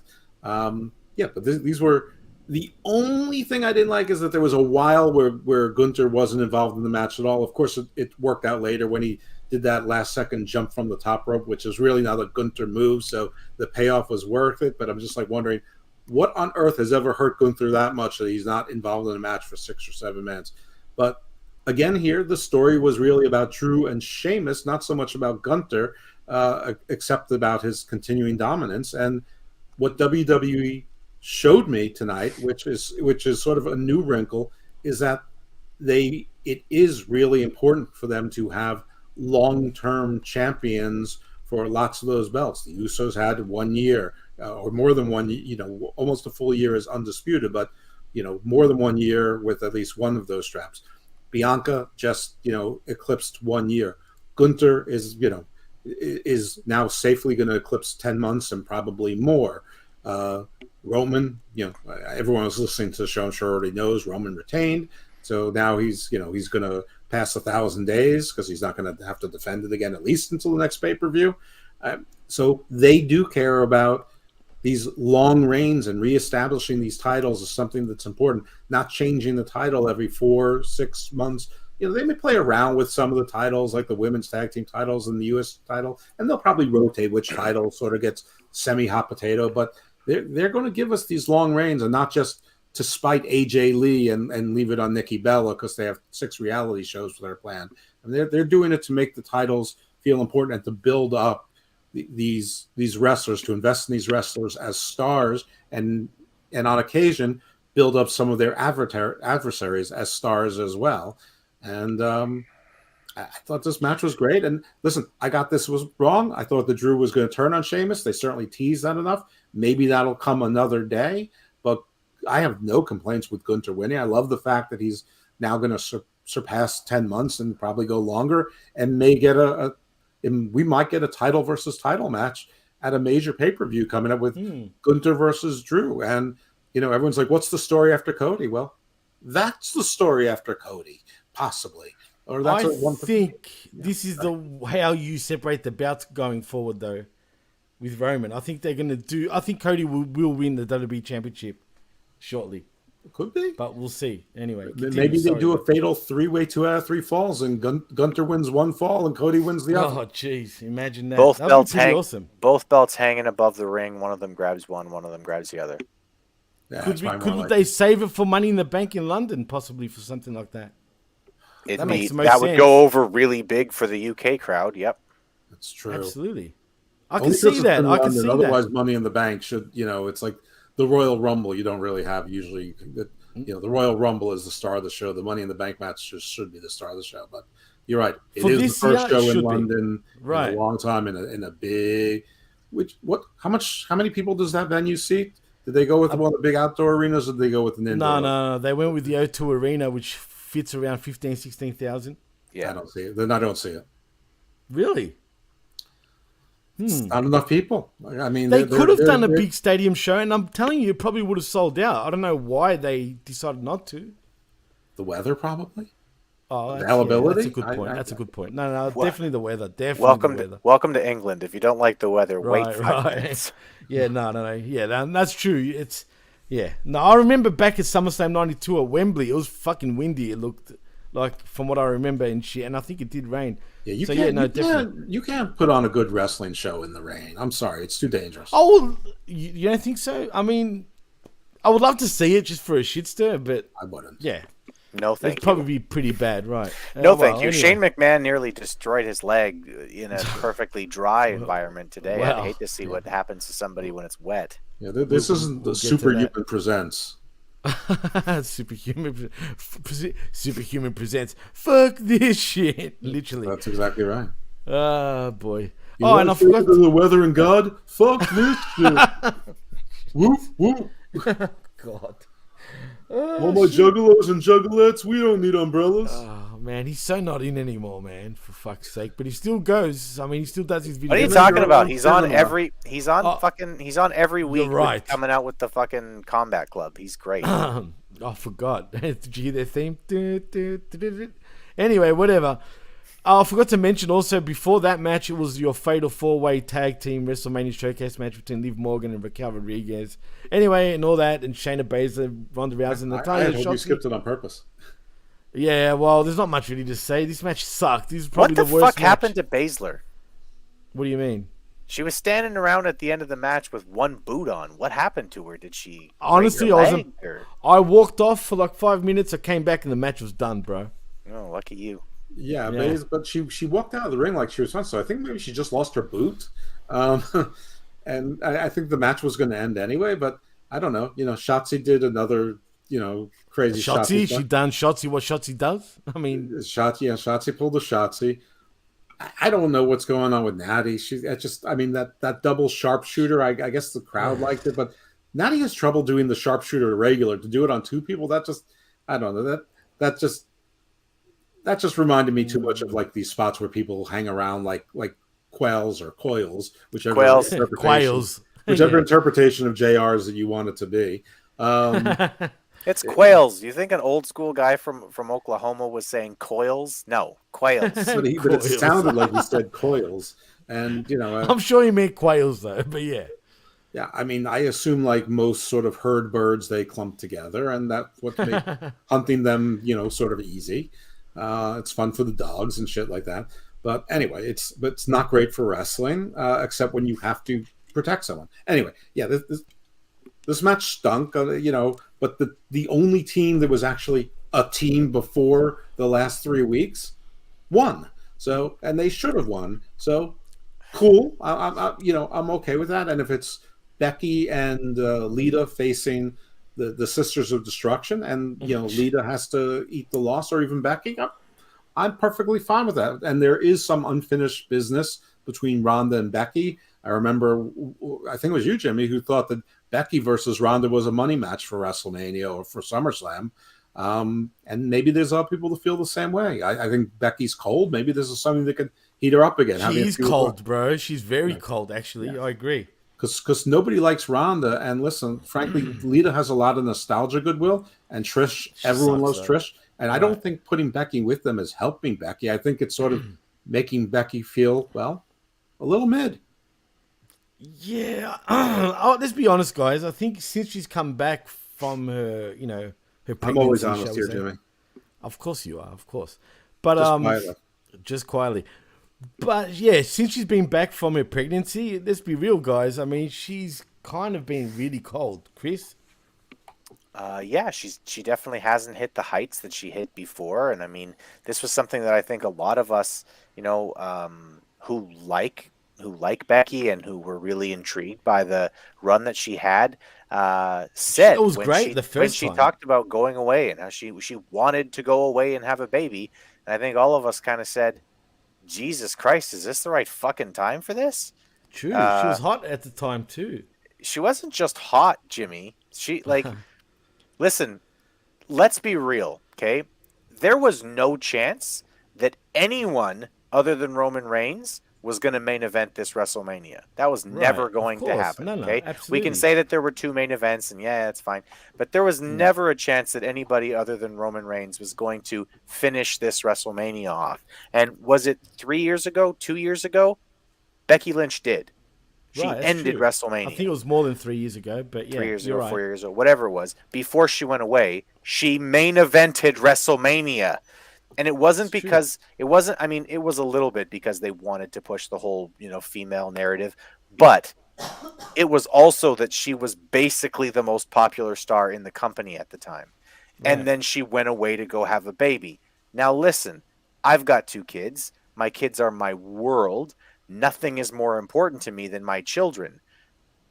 But if you're the biggest star in the wrestling world, stick around for a couple of years at least before you say, I want to go do this other thing now. Because, I mean, this is what happens. You come back and, yeah, people are kind of happy to see you, but pretty soon you're in the middle of a couple of old retired chicks coming back to do their look at me run for WrestleMania. Yeah, you know what, guys? Do you think she acts overly Irish these days, where it's starting to be a bit too much? If that makes sense. I know you're going to disagree, Chris. But I feel like she's. Does that mean? I just feel like she's trying to be the man. She starts fights after drinking too much. Yeah, maybe something soccer. like that. Yeah, it's that too. It's football, exactly. She hates British people. She definitely would hate British I think people. he means that she's She exaggerating her accent. is, man. She very fucking loudly. is. It's like man. it's like she needs more attention. Yeah, relax. probably. I'm just taking the one chance in this show, and probably for the next several months, that I'll be able to say, what exactly are you suggesting about my group of people? Okay, I'm sorry, Jeff. I'm not Jewish. I don't get to pull this card all the goddamn time. Sure you can. Jesus Christ. How do I top that? Anyway. I pull the Irish card all the time. Anyway, but really, I mean, there's got to be some truth to that, though, guys. Seriously. She's playing it up. Yeah. I mean, her timing was. I mean, God bless her. They wanted to have a family. She's young. I mean, family is often your priority, especially when you're in a too substantial income family. They could afford to do it, but it hurt her career.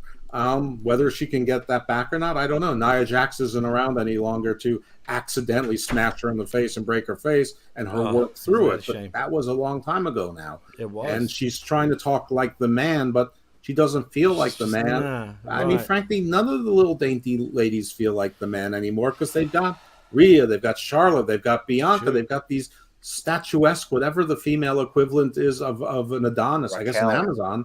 And even Lacey Evans and Raquel Rodriguez, and they've got this class down in NXT with women that are all 5'6", 5'7", maybe with the wrestling shoes, maybe taller without. Lash Legend, who's nowhere near as good. Elektra Lopez is nowhere near as good, but these are big statuesque women who are also beautiful, and they've got a whole packed roster of them, and maybe and Sasha's running around doing whatever Sasha wants to do, or Mercedes Moné, and Alexa, there's nothing for Alexa. Liv is mired in tag team.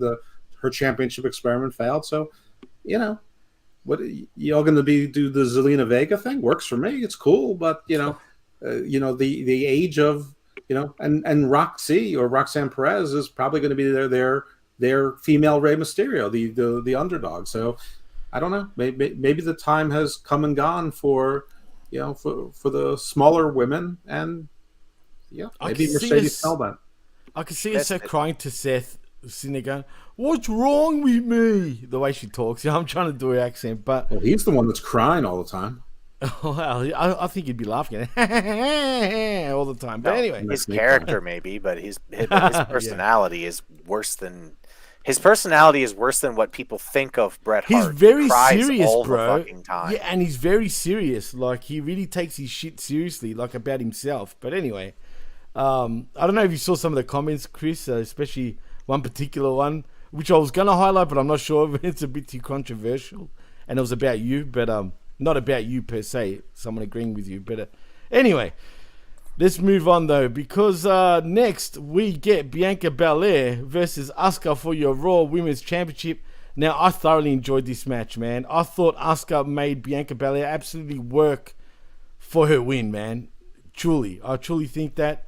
But Bianca Belair does retain her Raw Women's Championship in a pretty much a banger of a women's match also. Maybe not as good as Charlotte and Rhea, but by God, this was right up there too. Jeff. I thought this match was good. I don't think it was great. I expected more from Asuka and Bianca. Frankly, I think that Asuka worked harder in this match than Bianca did. She did, absolutely. She made her work for that win. That's what I'm saying. Right.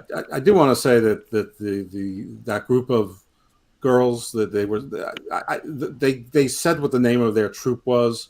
On the Compton chicks you're talking about? The Compton girls? Something girls. Right. They identified the name during the press conference at the end, but I forgot what it is. But it's local. It's an LA based group, and those girls were like between 7 and 12 years old. And I was looking going, these look like little girls. Are these just little people? Because they move like women. They were young girls, were man, sure. Fantastic. Their choreography was spot on. It was like professional grade. That was amazing. And then when I heard the story about the youngest girl, the contortionist, who her mother passed away, holy shit. That's crazy, man. And right when that happened, I knew that my prediction was wrong. And I'm like, well, Cena. I'm like, yeah, but that's different. It's Cena. And Bianca's full time and all that. So, yeah, I think it was a good match. But, I don't think it was anywhere near the level of Charlotte and Rhea, because they both seemed to be giving it their all. And the whole, I've never seen Asuka miss everything with the mist before. Like, usually goes at least into the ref or something like that. So yeah, it was okay. Maybe at this point I was just sort of done with wrestling. Like, I'd seen enough for 3 days in a row and talking about wrestling, and but right around here I started losing steam. So maybe it was the match, maybe it was me. I don't blame you. Shit, it's tough, man, having to do WrestleMania 2 nights in a row. But Chris, did you feel a little burnt out by this point, or did you enjoy the match? Well, I felt burnt out after Stand and Deliver, for fuck's sake. Like, it's a lot of wrestling. Okay, I was going on 9 fucking hours of wrestling on this weekend.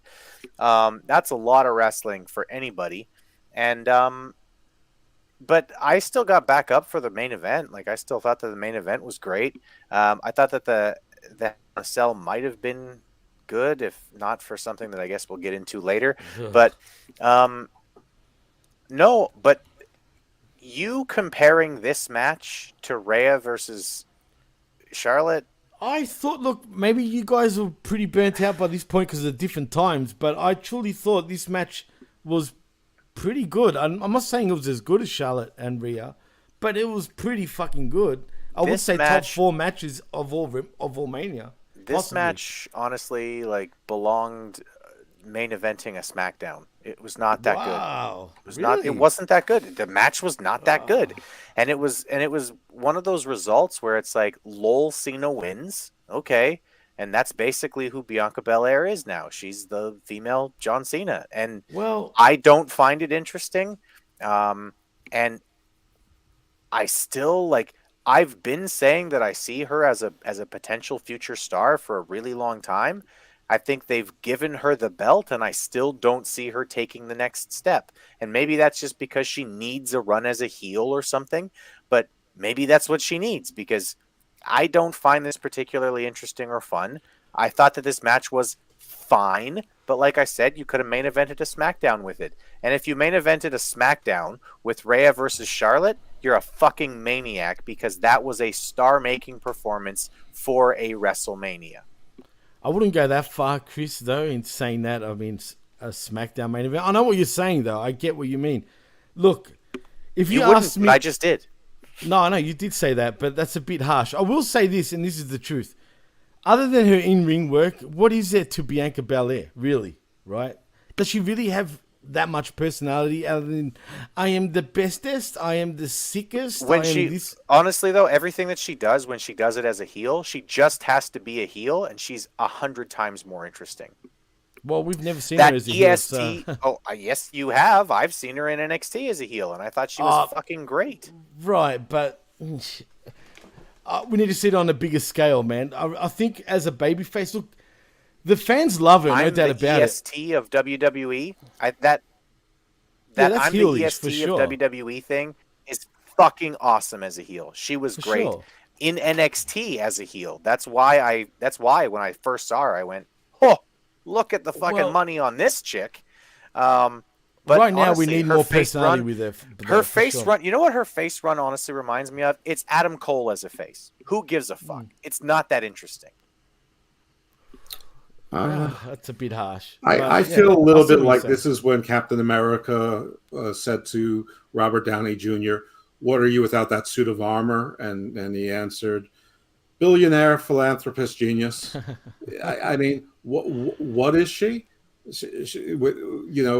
that, with her personality, she's super positive, super confident. She's the ultimate role model. I think she's actually role model, definitely. Right. I think she's a better version of Face Bailey. Like, without the hug, she's more like, I support you.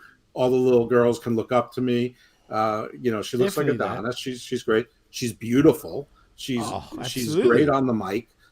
I mean, as a real person, not in the wrestling mic, like her promos. Right, no, I get you. I've seen enough interviews that I could she's John Cena without the promo. I mean, so she's a goodwill ambassador for everything. She like represents everything that you want to see. I mean, I think she's terrific. Especially she was a great heel, however, and she can be again. And I think one day her and Montez will turn heel together, and I think they'll be an awesome heel power couple.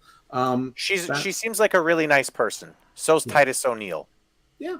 Why has he even still got a job with WWE? Let's be honest, guys. Because he's their goodwill ambassador, and that's what he does and what he is, and he's a great guy. So anyway, listen, I wanted Asuka to win. I picked her to win. I figured there had to be some heels winning titles. I figured that not everything could be happy, but WWE agree with me, just not on this match. I do hope that means that Kairi Sane is coming, and then the Kabuki Warriors come back, or whatever they call themselves. Kabuki Warriors. Yeah, as a tag team, because I think them against the Sisters of Destruction is a much more compelling program than Becky and Lita versus them, or Damage Control versus them, or K&K Dance Factory versus them, or even if you reunited Toxic Attraction in its current formation against them. So really anything, the Renegade Twins, whatever. There's no team on WWE right now that would compel me more than they would. And I would love it if Io Shirai, Sky, they call her now, would join with them, and they'd be like sort of like a triad thing, and I think that would be awesome. But anyway, Bianca, I think she's the ultimate active wrestler, goodwill ambassador. Their other goodwill ambassadors are either semi-active or really never were particularly good at being active, Titus or John Cena. Well, especially for the African-American community, she's perfect. Like the perfect ambassador for that. Wow, look at this guy sleeping. I was trying to be like, but anyway, I'm just saying she really represents the African-American community very well. I think she represents every community well. But yes, every community, right. Obviously African-American girls, they're going to relate more. They love the braid. They were all doing, the moves, and that's terrific. But I think she represents women great. I think she represents athletes great. I think she represents college graduates great. I think she represents people great, performers great, wrestlers great, and yes, African American as well. But I think she's more than the EST now. She's the EAT. Yeah, of no, WWE. She's perfect. She's perfect, guys. She has absolutely no flaws whatsoever, which is exactly why she's fucking boring in this character. But she's not as boring as Braun Breaker, who also has most of the other attributes. Fair enough. Actually, that's fair enough. Well, Todd. He says, "How dare you call me out like that? I'm Black Irish and I'm proud of it." I didn't know you were half Irish. Damn it! He said, "God damn it, pal." Half Irish. Black Irish is. I'm assuming he's talking about he's half Irish. Well, there's also an expression of Black Irish. Oh wait, is he Black Irish? No, he's not actually Black Irish. It's a joke because he's black and he's talking about being Irish. He might actually be half Irish. I have no idea what Todd's racial makeup is. But Black Irish is actually something that's referred to as Bog Irish or Southern Irish. It's basically a group of people in Ireland who are separated from the rest of Ireland, racially at least, by the Irish. They're sort of looked down upon. They generally have darker features, darker hair, darker eyebrows, darker skin, etc. Whereas the people in the northern half of Ireland generally have more fair skin, freckles, and red hair. Well, They're the whatever Greeks. the case They're the is, Greeks Todd, of please elaborate more because I took it like you're half Irish. I don't have a clue anymore. But anyway. Well, Black Irish is an expression. Right, well, here we go. He clears it up. I'm black and Biakin doesn't necessarily represent me. Well, there you But go. he doesn't necessarily not represent you either. Todd, this is why I Wow. fucking love you, brother. Wow. brother. Wow. Well, and he also said, though, nailed it, Chris. Bianca needs to turn heel. Put her with Montez Ford once he turns heel. I hope they do that. We'll see. Time will tell. Anyway, let's move on, though, guys, because next we have... Wow, this one's a doozy. Shane McMahon makes a shocking return and tears a quad against The Miz. Jeff. I mean, I think we talked about it at the top of the show. This was just repeat what I said yesterday about Pat McAfee, but the surprise was worse and the execution was worse. I'm sorry for Shane McMahon. Obviously, you can't plan injuries, but you don't do a leapfrog when you're 53. I mean, you just don't.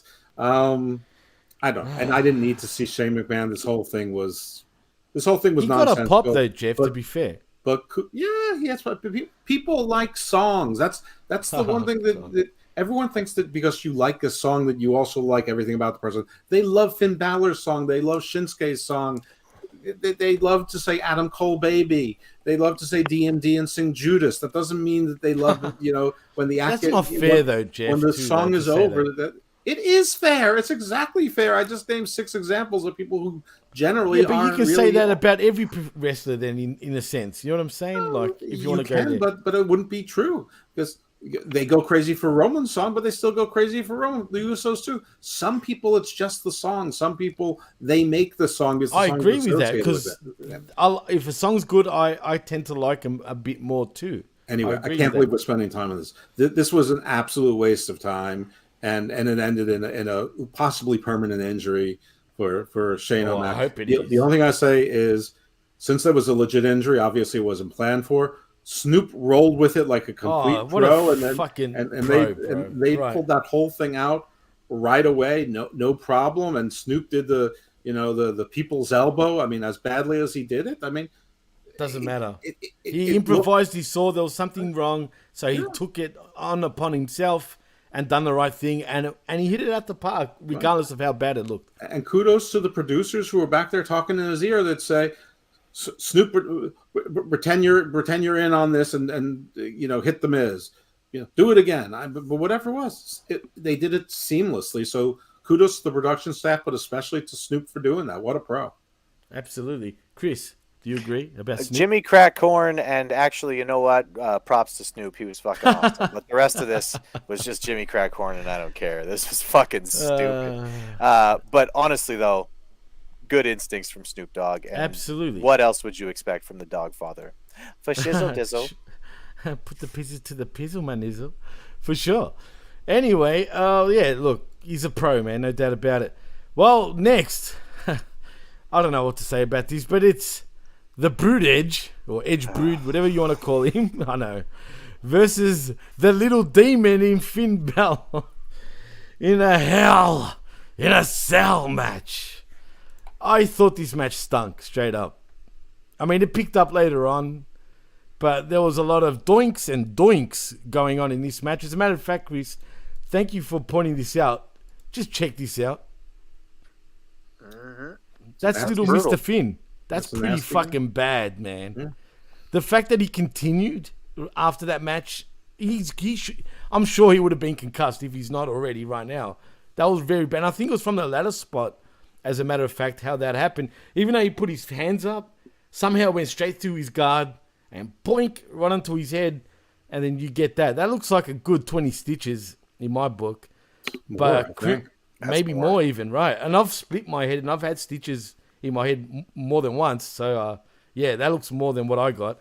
But Chris, yep, was this match as bad as I fucking thought it was, dude?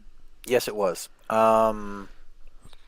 Listen, guys, I know that I'm probably going to be unpopular for having this opinion, and in wrestling Twitter, but I could give a fuck. They need to stop interrupting Hell in a Cell matches. Oh Like, god, that took I away know so much, that this right? was to take care of somebody and make sure that he was healthy and etc. and make sure that he could continue and that he wasn't concussed and all the other things. And I get it, and I'm happy that people are safe, etc. But the point of this fucking match type is supposed to be that no one can save you. No one Exactly. can It's a come fucking get Hell in a you. Cell, man. No one can stop what's going to happen to you in the hell in a cell. That's the whole fucking point of the match type. And I mean, in the last couple of years, we've seen one Hell in a Cell match called due to referee stoppage. And now this one where 5 minutes was wasted by the doctors coming to check on Edge or on Balor. Finn, you mean, right? Yep. I get it, guys, and I'm happy that people are safe, but I mean, this, you fucked it for me. I could not get back into this match afterwards at all. At all. And I love Edge and I love Finn Balor. Like these are some of my favorite guys on the roster. I couldn't get back into it for the life of me afterwards. You have to protect the business at some point. And if a guy's completely fucked, and if the referee, if there's a doctor at ringside saying, okay, you have to stop this, just tell Edge, give him a spear, pin him. That's it. Get out of there. Don't fuck around for 5 minutes in the cage, because it just, for me, flat. Like, nothing. It did. It took away from the match, no doubt about it. Considering it is a Hell in a Cell match, Jeff, do you agree? I don't think the match sucked, but I don't think it was great. I mean, I thought it was okay. It wasn't the worst match, no doubt about it. But compared to everything else, I mean, I guess it was noteworthy that the Demon lost. It's not. I picked Edge. Most people say. I mean, I picked Edge too. Finn is enhancement talent. I mean, people think he's a big deal. No one that WWE views as a star gets sent to NXT for over a year, whether he asked for it or not. Because if he asked for it and they looked at him as a star, they would say, sure, go to NXT for a year and a half. We'll give you the belt there. Terrific. No, they're going to say, no, we have plans for you here. They had no plans for him because he's a zero. He's a song and nothing else. Judgment, I was never down with Judgment Day because it never made sense. It didn't make sense when they turned on Edge. It didn't make sense when they added Finn. They got really lucky, or they were really smart with the Dom and Rhea thing that gave this group that was otherwise just as lifeless and over saturated on my screens as Damage Control, and gave them this other story. But it actually took away from everyone else's story.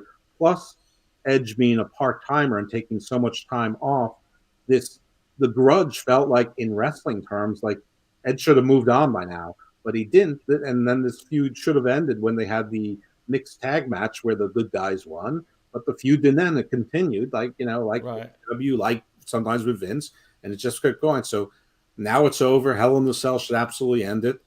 Terrific. Does it really though?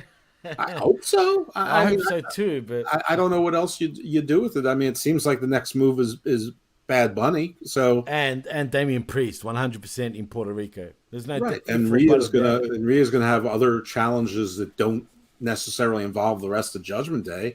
Finn, I guess. I don't know. I don't know what's next to them. I don't really care. I assume that they're going to dissolve slowly, and probably by Rhea dumping them once they lose in Puerto Rico. Should be like, listen, I achieved what I needed to achieve. Thank you guys for helping me, but I don't need you anymore. And frankly, I did it the right way, and I don't need your help anymore. I won the Royal, all that, and she'll sort of embrace the face thing, which probably won't work because people like her. They like in the anti-hero now. Exactly. That's why they dig her, man. It's exactly right.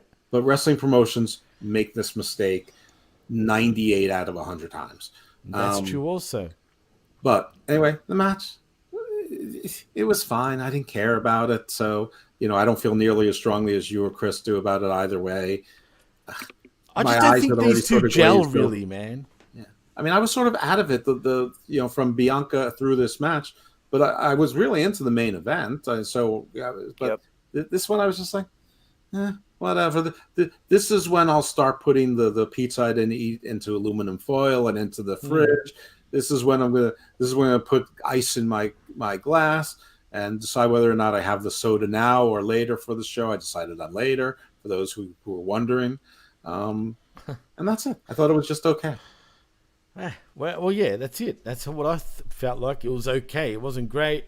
I didn't even think it was that, but yeah, well, yeah. I mean, it was all right, but like, yeah, it was just weak compared to everything else. And let's just be honest, man. Edge worked hard. Finn toughed it out. Both of those guys deserve some credit, but I didn't that like injury the match would have at all. And that head injury obviously wouldn't have helped either, in the match. So, but absolutely, I'll take my hat off to little Finn because he worked his little backside off. I'm sorry, but when you compare Edge and Finn Balor in the same ring, it's ridiculous. You know what I mean? In size, and Edge was small in the Attitude Era. So. He fucking was, bro. I mean, even in size, like body-wise, and he was bigger then than he was now. In terms of muscle mass, in my opinion. But, it was a bit of a different body. Wrestlers have gotten smaller and less strong. He's also 50 years old. I mean, I think he looks great for a 50-year-old. Absolutely. We're not saying that Edge is small, but by those standards, back then he was small. But by today's standards, he's pretty big. By today's standards, he's in the top half. Absolutely. I agree, for sure. But I guess Finn's going to be on the sidelines now for a while, which I'm not mad at, to be fair. But whatever. It is what it is. And Edge does get the win. Anyway, next, other than the Hall of Famers making their WrestleMania... One more thing. Yes.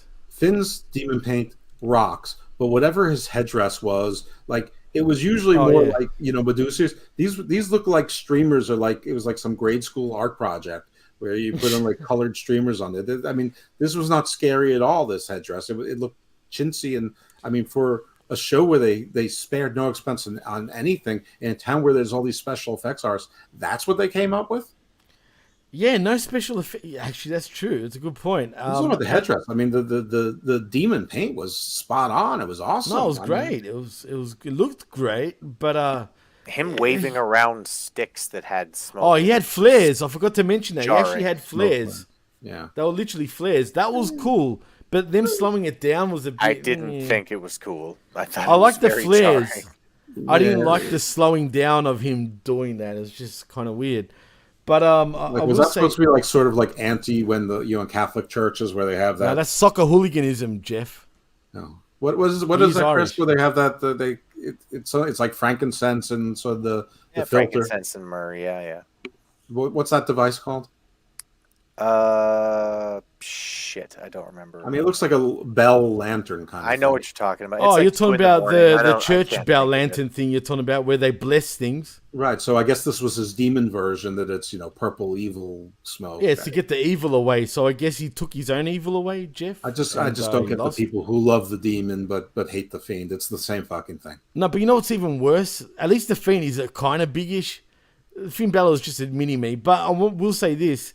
Him growling all the fucking time was so unnecessary. It was just stressing me out. It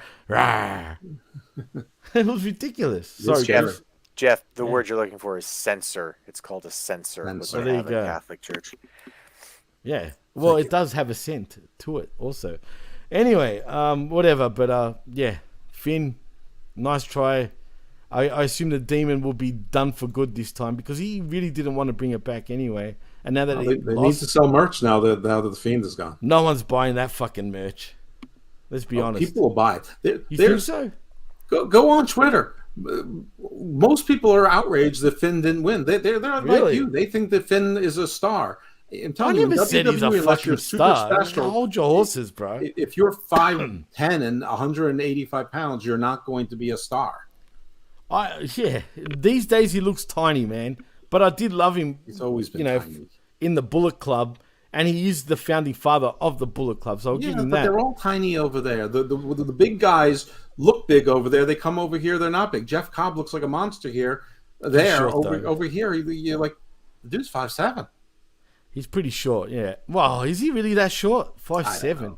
Well, if he is, fuck. He was short. He was significantly shorter than Kenny Omega, who's not a particularly tall guy. Let's say he's 5'10". Yeah. Okay, whatever it is, he's not. He's not. Well, Kenny's 5'10", really.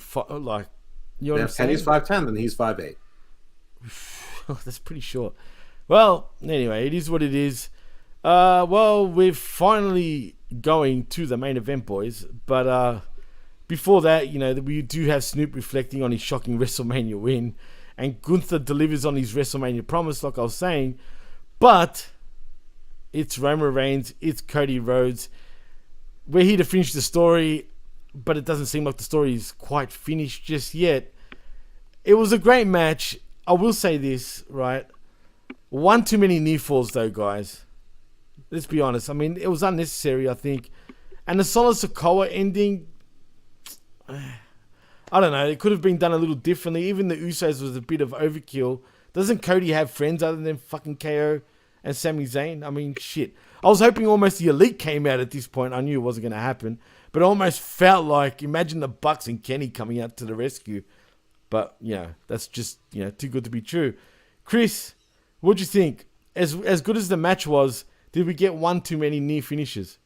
The main event of WrestleMania has always been 6 overbooked. Crossroads, bro. How many stunners did The Rock kick out of? Come on now. Not this is 6 how of them, I don't think. This is how you book the main event of WrestleMania. It gets overbooked. Yes, it is overbooked. Absolutely. But, I mean, and honestly, just quietly, I want to say that the way that they finished this was better than having Kenny and the Young Bucks come out. In fact, they could have had Doink the Clown come out and cost Roman Reigns his championship, and I still would have thought that it would be better than Kenny and the fucking Young Bucks coming to save somebody at the main event of WrestleMania. Bro, can you imagine the heat if Dink and Doink came out? But I know he's joking, but this would have been a good time to use the Cinnamon Toast Crunch guy or something like that. Because Solo Sikoa shouldn't be able. He got ejected. He shouldn't be able to come in through the back door. That's what I mean, bro. That was unnecessary. I would have preferred if it was even if it was someone who really is not a good worker, like Zion Quinn from NXT. Who's really, just have him come in and do something by surprise. At least to be, because when an empire is on the ropes and everyone's out, they have a backup plan. The backup plan shouldn't be the guy who already got ejected by surprise coming back in through the back door and sneaking in with a gray hoodie. I mean, that was dumb, bro. That was dumb. That to me was dumb. So that, or if they want to make something of Bronson Reed, have him come in and do it. That would have been interesting twist, right? Let him be their thumper. Like, he's starting to get a little bit of momentum, but the crowd really isn't into him yet. Yeah, he's slowly but surely getting there, though, Jeff. I think you're right. You put him in the Roman Empire, all of a sudden, he's there. All of a sudden, he's in the top story. Literally. I'm just saying that something. Yes, we all would have preferred if it was Jacob Fatu, or if there's some other Samoan out there that we don't know of that would be, great. Someone who. What about Umaga's kid? He could have came in and been a surprise. He started training. He has. He's been training for a while. About a year now. But yeah, Booker T's training him though. He doesn't look anything. He doesn't look anything like Umaga. Not yet. Kind of. He's a better looking version of Umaga, if anything. He's a lot more slender. Anyway, he is. That's true. Anyway, I thought this match was too much like all of Roman's other matches. So lately, I think that there were too many. It's too much of the same.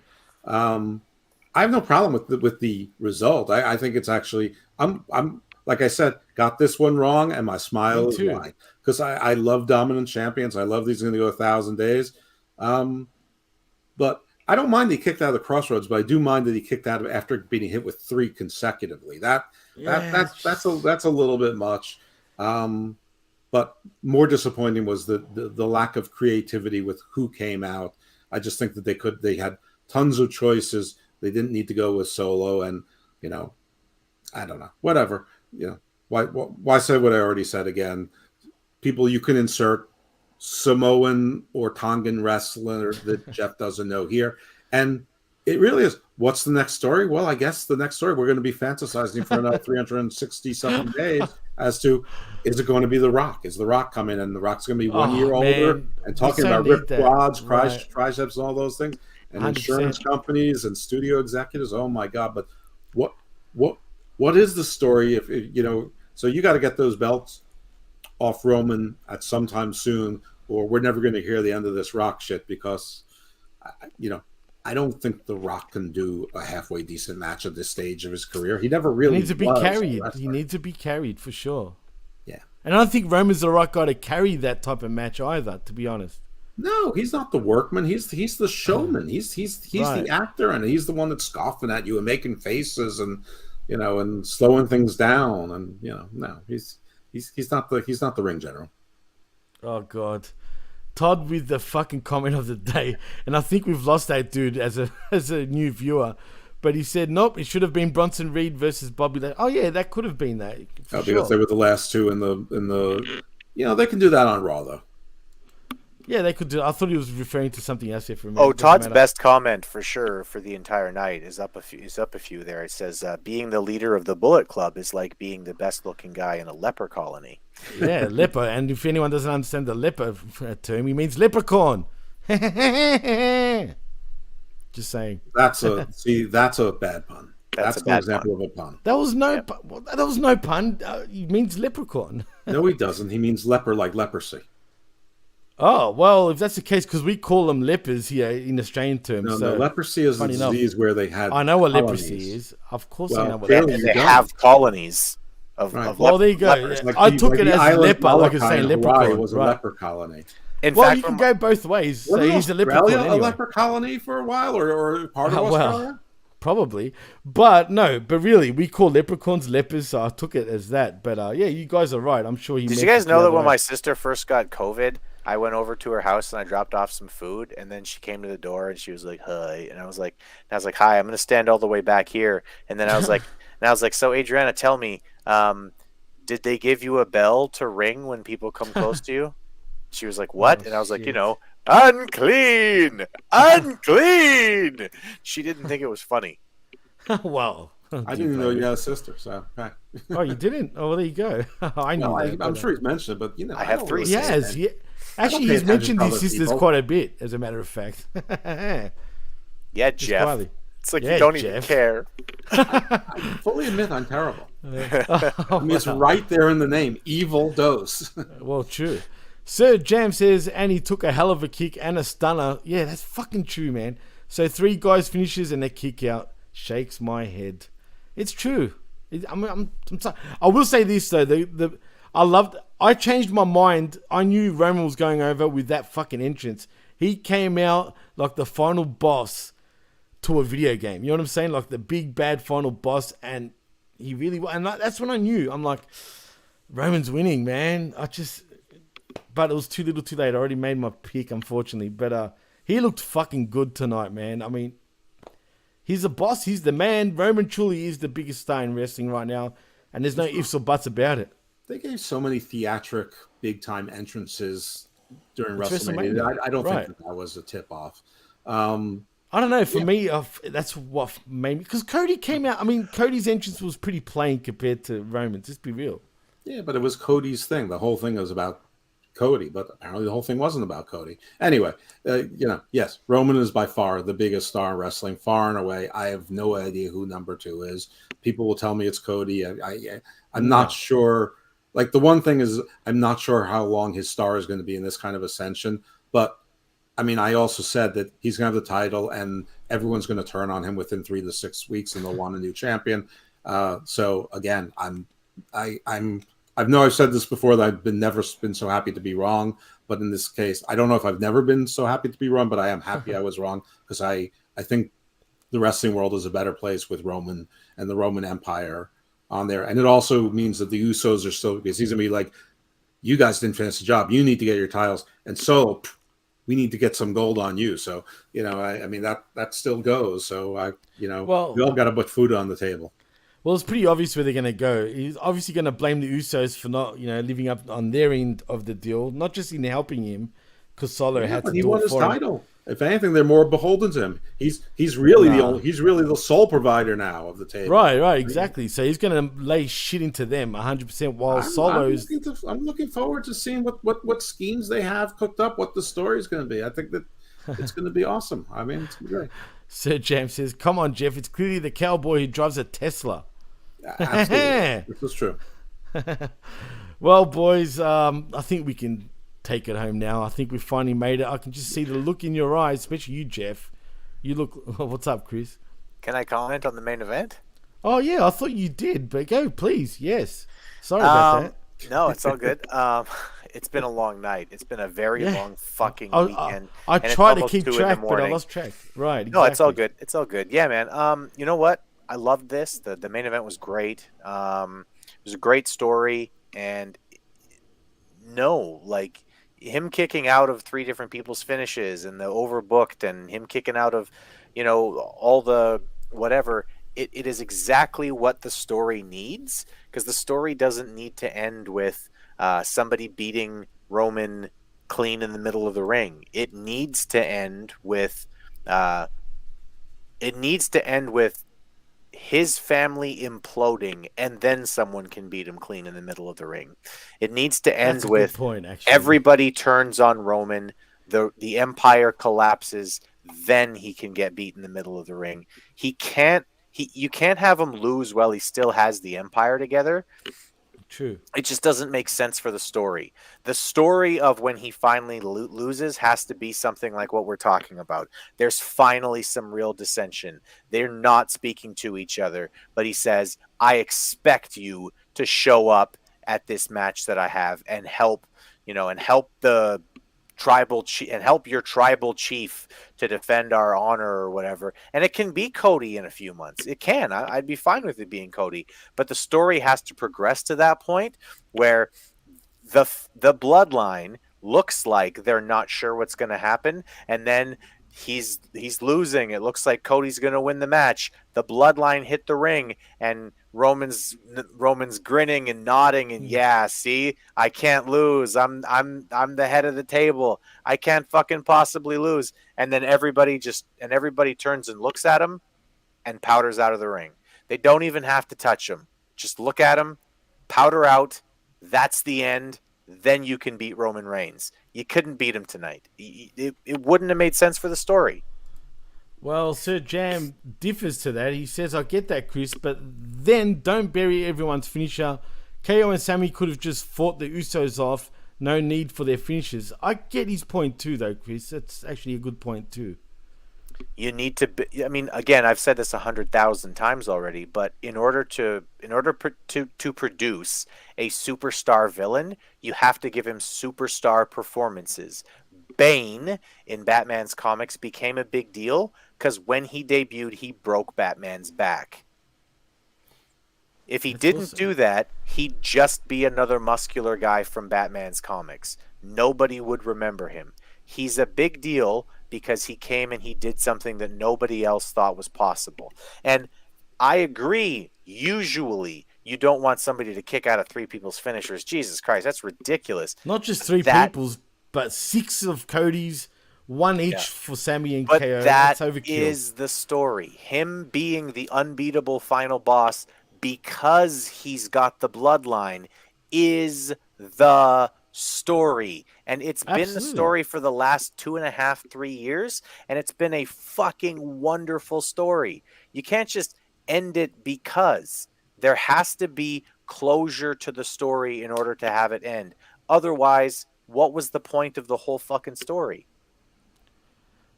That's a good argument, man. No doubt about it. Todd says also there's no struggle for Cody so far. He needs to go through real adversity first before he wins a title, if he wins it. And that's the other thing. The hero's journey is to fail. Right. Heroes do not immediately walk out the door and accomplish the thing that they had their eyes set on. That's not a hero's journey. And that's one of the main reasons why a lot of people have problem with, let's say, Superman comics, because Superman comes across as too overpowered. You can't really get involved or think about like what it's like to be Superman, because everything's easy for Superman. Everything comes so naturally to Superman, right? So people don't like that. They call him a Boy Scout, etc. Right? And I'm not saying the Superman comics aren't good and that they're not popular, because they are. But like the hero who struggles and fails but doesn't quit and comes back again to climb the mountain, that's the hero's journey.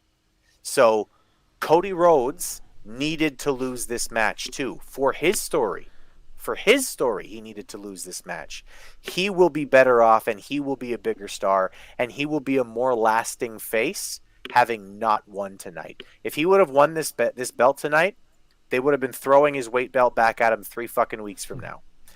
The fact that he lost this and the fact that he can come back eventually and win, that's going to make him a bigger face for a more lasting run.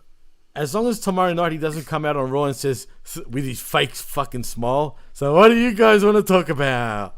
He won't. Absolutely He's smarter will. than that. He's basically the complete opposite thing. You're right. He's got to go to the underworld and he's got to be resurrected. To Hades. And the guys from Soup will have more reason to call him Cody Christ. Oh God, but, really?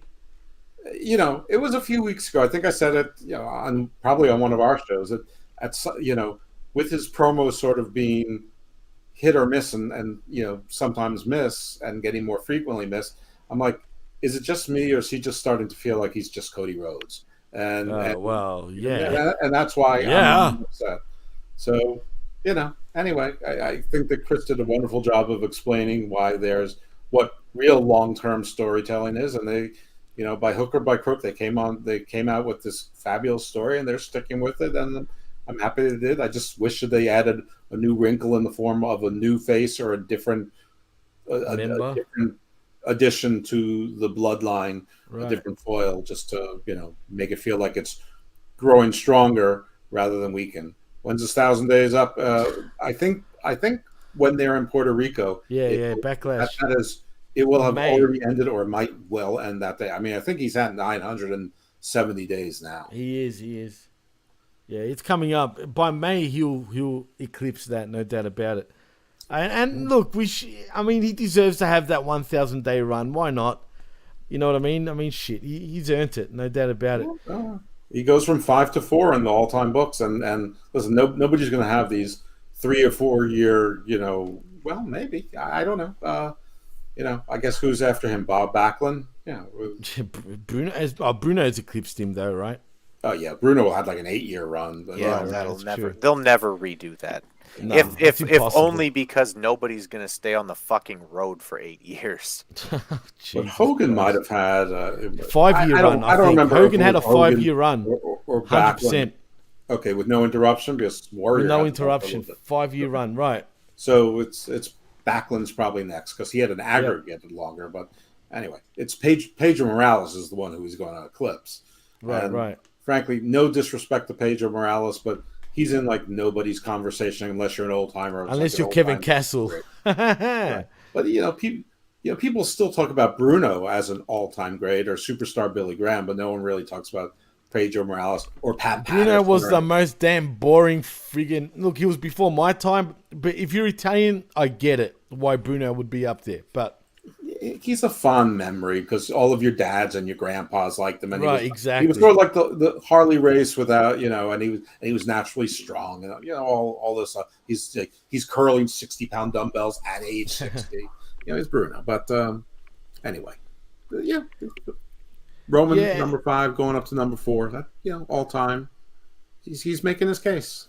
Absolutely. Anyway. Todd brings up an interesting note though. Side note: no LA Knight on either night. Epic fail. What the hell's up with that? When the fans were calling for this guy, he's over, but they're doing everything to extinguish him, man. Well, maybe that'll be a story. You didn't put me on Raw, and then maybe he gets an attitude change. I don't know, but having Bobby Lashley come out with and he's not dressed. When he's dressed in street clothes with that trophy, then that sort of ruined my night because I'm like, well, nothing's going to happen with him now unless someone attacks him now and they destroy the trophy. He's already dressed to leave. I'm like, this fucking sucks. So I mean, sucks. It is what it is. Listen, yes, people love LA Knight, but not being on WrestleMania, it stinks. But what match was he going to have? You're going to put him against Bobby? Everyone wants him to be with Bobby Lashley. They would have had Bobby Lashley kill him. So how does that help LA Knight by being on WrestleMania to lose to Lashley in 5 minutes? Better have him squash Baron Corbin. I was thinking that. Oh, you took the words right out of my mouth. I was thinking to myself, why do I smell Corbin coming out? Well, you know what I really thought was going to happen? Because when The Miz and Snoop were doing the thing, and The Miz is going, no, then I thought you were going to hear over the loud saying, then, dummy. LA Knight would come out to that. I told you couldn't have a Hollywood WrestleMania without LA Knight. Fucking idiot. That would have been so much better than Shane McMahon. And then who cares? It's The Miz. Yeah, and the night before you had a perfect maybe... setup too when Miz was saying that, "Oh, I put out an open challenge," and then you could have Bobby Lashley come out and say, "No, motherfucker, I put out an open challenge, but since you're open, let's do it." Right. So Jam also says, "This is interesting. I went to college with Bobby. Great dude. Wow, thanks for the info, man." And Todd with the pop of the day, Jeff. Also check out Castle and Chicky's podcasting adventures. On second thought, don't. Oh shit! Wow! Hey, God. Wow! Take Just quietly, Todd. We're gonna get in trouble just by. I know, Todd. I used to be the producer for that damn show, man, for quite a while. Just quietly, but not anymore. So sucks now. Those are friends, Todd. No. Look, yeah, they are friends. Actually, they're dear friends of ours. They're friends adjacent. I don't know who the fuck you guys are talking about. So. You know who? You've been on the show with this guy before, Chris. Don't act like that. Kevin Castle, dude. I don't remember. What a prick. He's no selling him. Yeah. Wow. I like it. Look at this Canadian guy, right? I mean, shit. He would no sell us back, so. Yeah, well, that's true, too. But look, he is a friend, though. So who gives a shit? I didn't reply to his last message, I won't lie. It's past 2 a.m. now, and I got to fucking work, man. Let's... All right, boys. Well, before we do take it home, though, what's the final score for night 2? Jeff, what would you give it? C+. Wow. Chris? It's going to get a C. Really good main event. Everything else was... bleh. I'll go B+, maybe even A-. And I just think it's burnout, guys. Yeah, really. I'm going to say that. I just think it's a burnout, especially for you guys, because it's on late. For me, it's on early. When I say early, not real early, but last year was 2 nights also. I thought that one night was a little bit better than the other, but that they held up pretty well. Tonight, no, it's not burnout. I mean, and I think I was burned out because some of the matches were just okay. Okay, interesting. I don't know. I enjoyed night 2 a lot.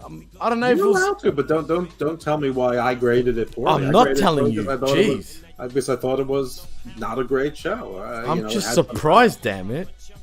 Don't push me, fella. Come on. I'll push you if I want to push you. Whoa. Jeez. Someone's feisty. Chris? Yeah, it's going to get a C. Like, that's what I said already. It's all right. I have to get rid of my favorite shirt. Of course I'm feisty. Burn it now, Jeff. Burn it now. Just you really want to see me with topless? No. Nobody wants that. Well, anyway. Todd says fair enough. Well, anyway, boys.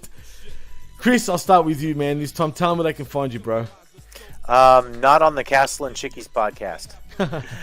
No, you can find me on Twitter. I'm at Chris Ambs 1.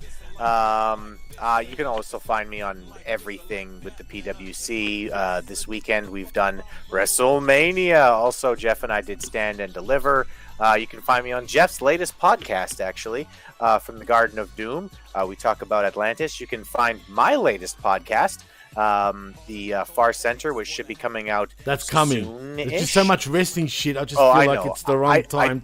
I don't even want you to post it right now because everybody's going to be horny for wrestling. But that's coming out soon, where I talk about the difference between being welcome and being catered to. Why you should know what the difference is, you children. Also, you can find me on Facebook, and just in general, you could find me in Northwestern Ontario if you wanted to come up here and just knock on my door. I'd be there. That's pretty much it. Oh, Jeff, tell them where they can find you. You can find me on Twitter at IcarusFellMD. The rest of the stuff you know, or Chris just told you, or Jimmy's about to tell you. So yeah, check the shows out. If you download and subscribe to Garden of Doom, you also get Garden Views. Similar style, but pretty different content. Though there's some overlap, and I think you'll enjoy them, and you'll be informative and entertained. And there's at least 6 shows there with Chris. Now there's a show with Jimmy, but only Jimmy has it. So maybe one day he'll actually publish it to the rest of the world. Who knows? I need to look for it. I've got it. It's just I need to dig through it. I've told you this a million times.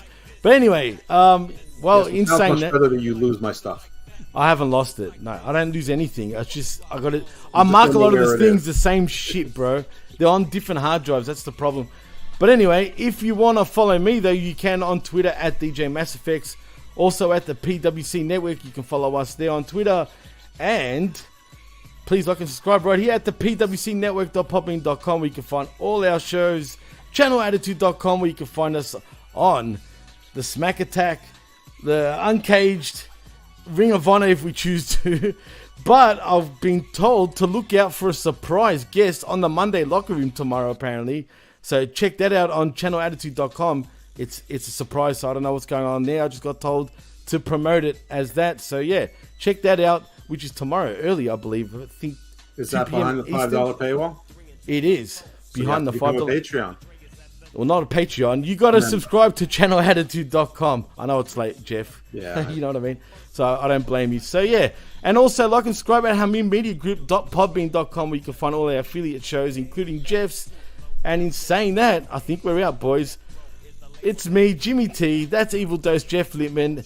And that is the conquistador himself, Chris Ambs. Or am I one of them too? I don't know. But Olé, I guess. I mean, how do you do that? It's like dabbing. Olé. Olé, indeed. Evil, my friends. And also thank you to everybody in the chat. You guys have been great. You've absolutely stuck with us. I mean, I can't believe we still got viewers. So in saying that, bon voyage and see you later. Peace out.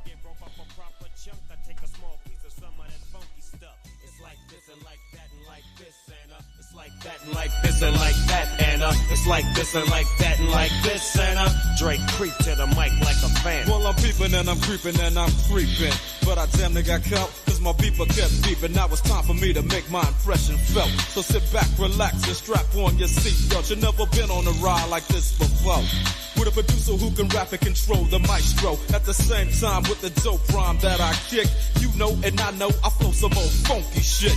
To add to my collection, this selection symbolizes dope. Take a toke but don't choke. If you do, you have no clue of what me and my homie Snoop Dogg came to do. It's like this and like that and like this, and it's like that and like this and like that, and it's like this. And who gives a fuck about those? So just chill to the next episode.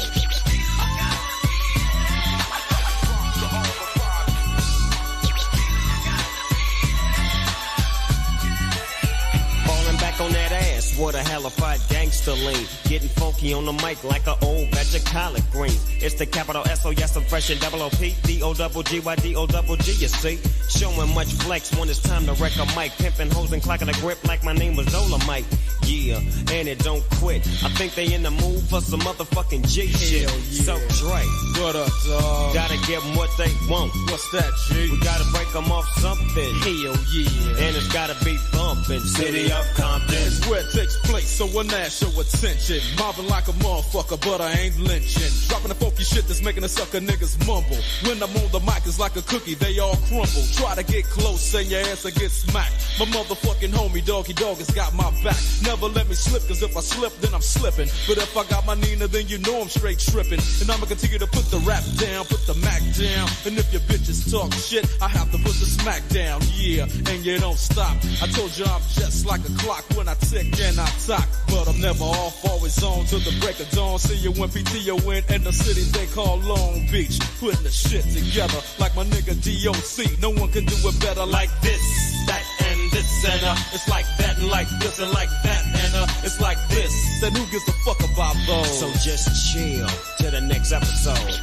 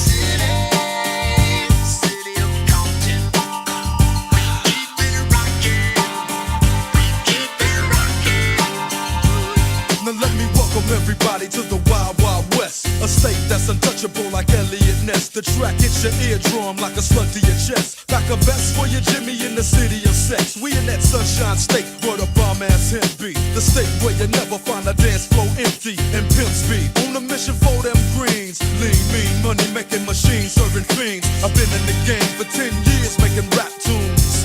Ever since Honeys was wearing Sassoon, now it's 95 and they clock me and watch me diamond shining, looking like a Rob Liberace. It's all good from Diego to the Bay. Your city is the bomb if your city making pay. Throw up a finger if you feel the same way. Straight putting it down for California, yeah.